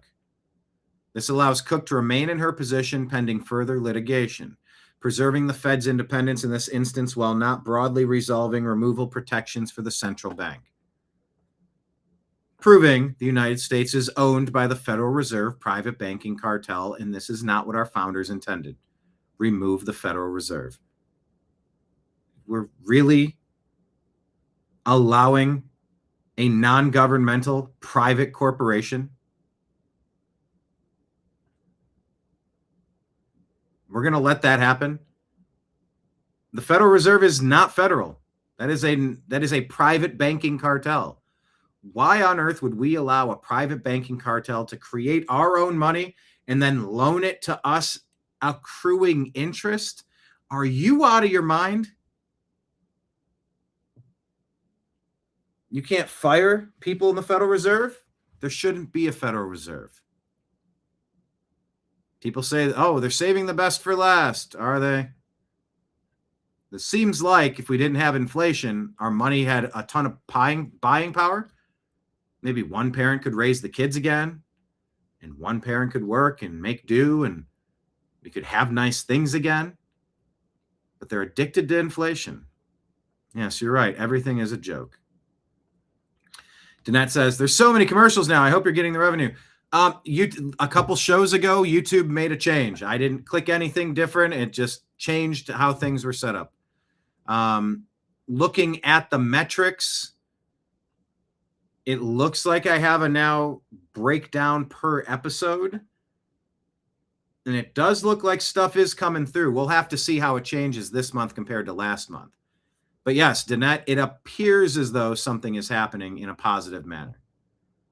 And I wish they gave me the option to say 5-second maximum commercials. Like if it's TikTok or something, or if it's Snapchat. You know, all you need to go is, drink TNAM coffee. And then you're done with it and you're on to... If you want to hit me with the commercial, do it like that. I don't need a 3-minute commercial. You're insulting me by giving me a 3-minute commercial, especially during a live show. It's like, I want to stay up on the comments. Trash says, I let the commercials play, all of them. Rumble has no commercials during the show. Aha! Rumble has no commercials during the show. Oh! Well, thank you, Trash, for letting those commercials play. Yeah, the commercials playing is like maybe tossing a penny in the wishing well. They all add up after hundreds or thousands. Might have enough to get a Big Mac. So yeah, I will know more when I can compare this week to a month ago or this month to the previous month.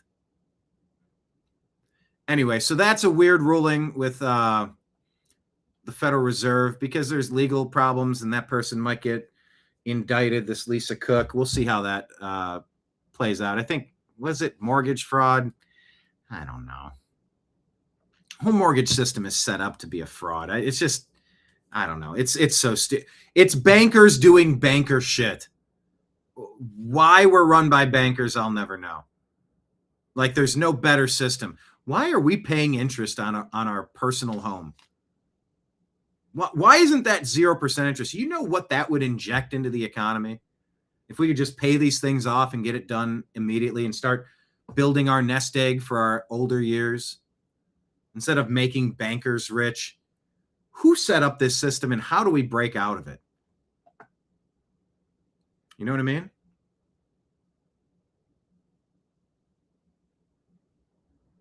Oh, Dina saying, didn't they pass the Federal Reserve while Congress is on recess or Christmas? I mean, there was the meeting at Jekyll Island, and 1913 gave us the Anti-Defamation League, so you can't criticize bankers. Yeah, it gave us the income tax from Woodrow Wilson that nobody wanted. Oh no, it's just for the 1%. It's just for those billionaires and trillionaires. No, it's for everybody.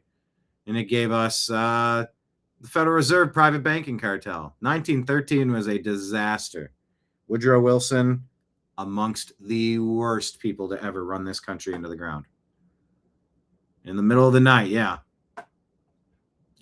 We've got to hit reset on this stuff. Anyway, one more. Trump v. Slaughter. Court rules 6-3 that the Federal Trade Commission's for-cause removal protection is unconstitutional under the separation of powers.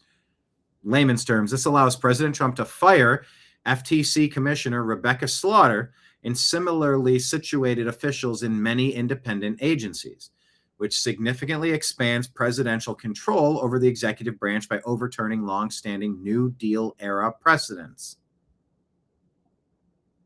The court is expected to issue more tomorrow to wrap up the term. All right, so we'll know tomorrow. Yes, it feels like we're modern-day slaves, doesn't it? Cattle, livestock, not good. Dina says, Rumble has ads on shows that I watch for sure. Now, I think on Rumble, it gives you a commercial at the beginning, but I don't think it breaks into it when it's live. Maybe at the end of the show, it'll process another commercial. If you let these outro and intro commercials play, it is like tossing a penny or two in the wishing well. Tip for me, nothing out of your pocket, which is super appreciated. So true, Dina. Mortgages are made out of thin air. What a friggin' scam. I hate it so much. Interest rates, fuck you. I hate it so much. The actual cost of a mortgage, if you got rid of the taxes and insurance, keep the insurance if you must. Okay. Like I said, as generous as you guys were with the donations today, which you were. Much obliged, much appreciated. Keep them coming. And if you haven't yet, please, maybe today or tomorrow. But like, they just said I owe an extra $1,200 a year, another $100 a month or something.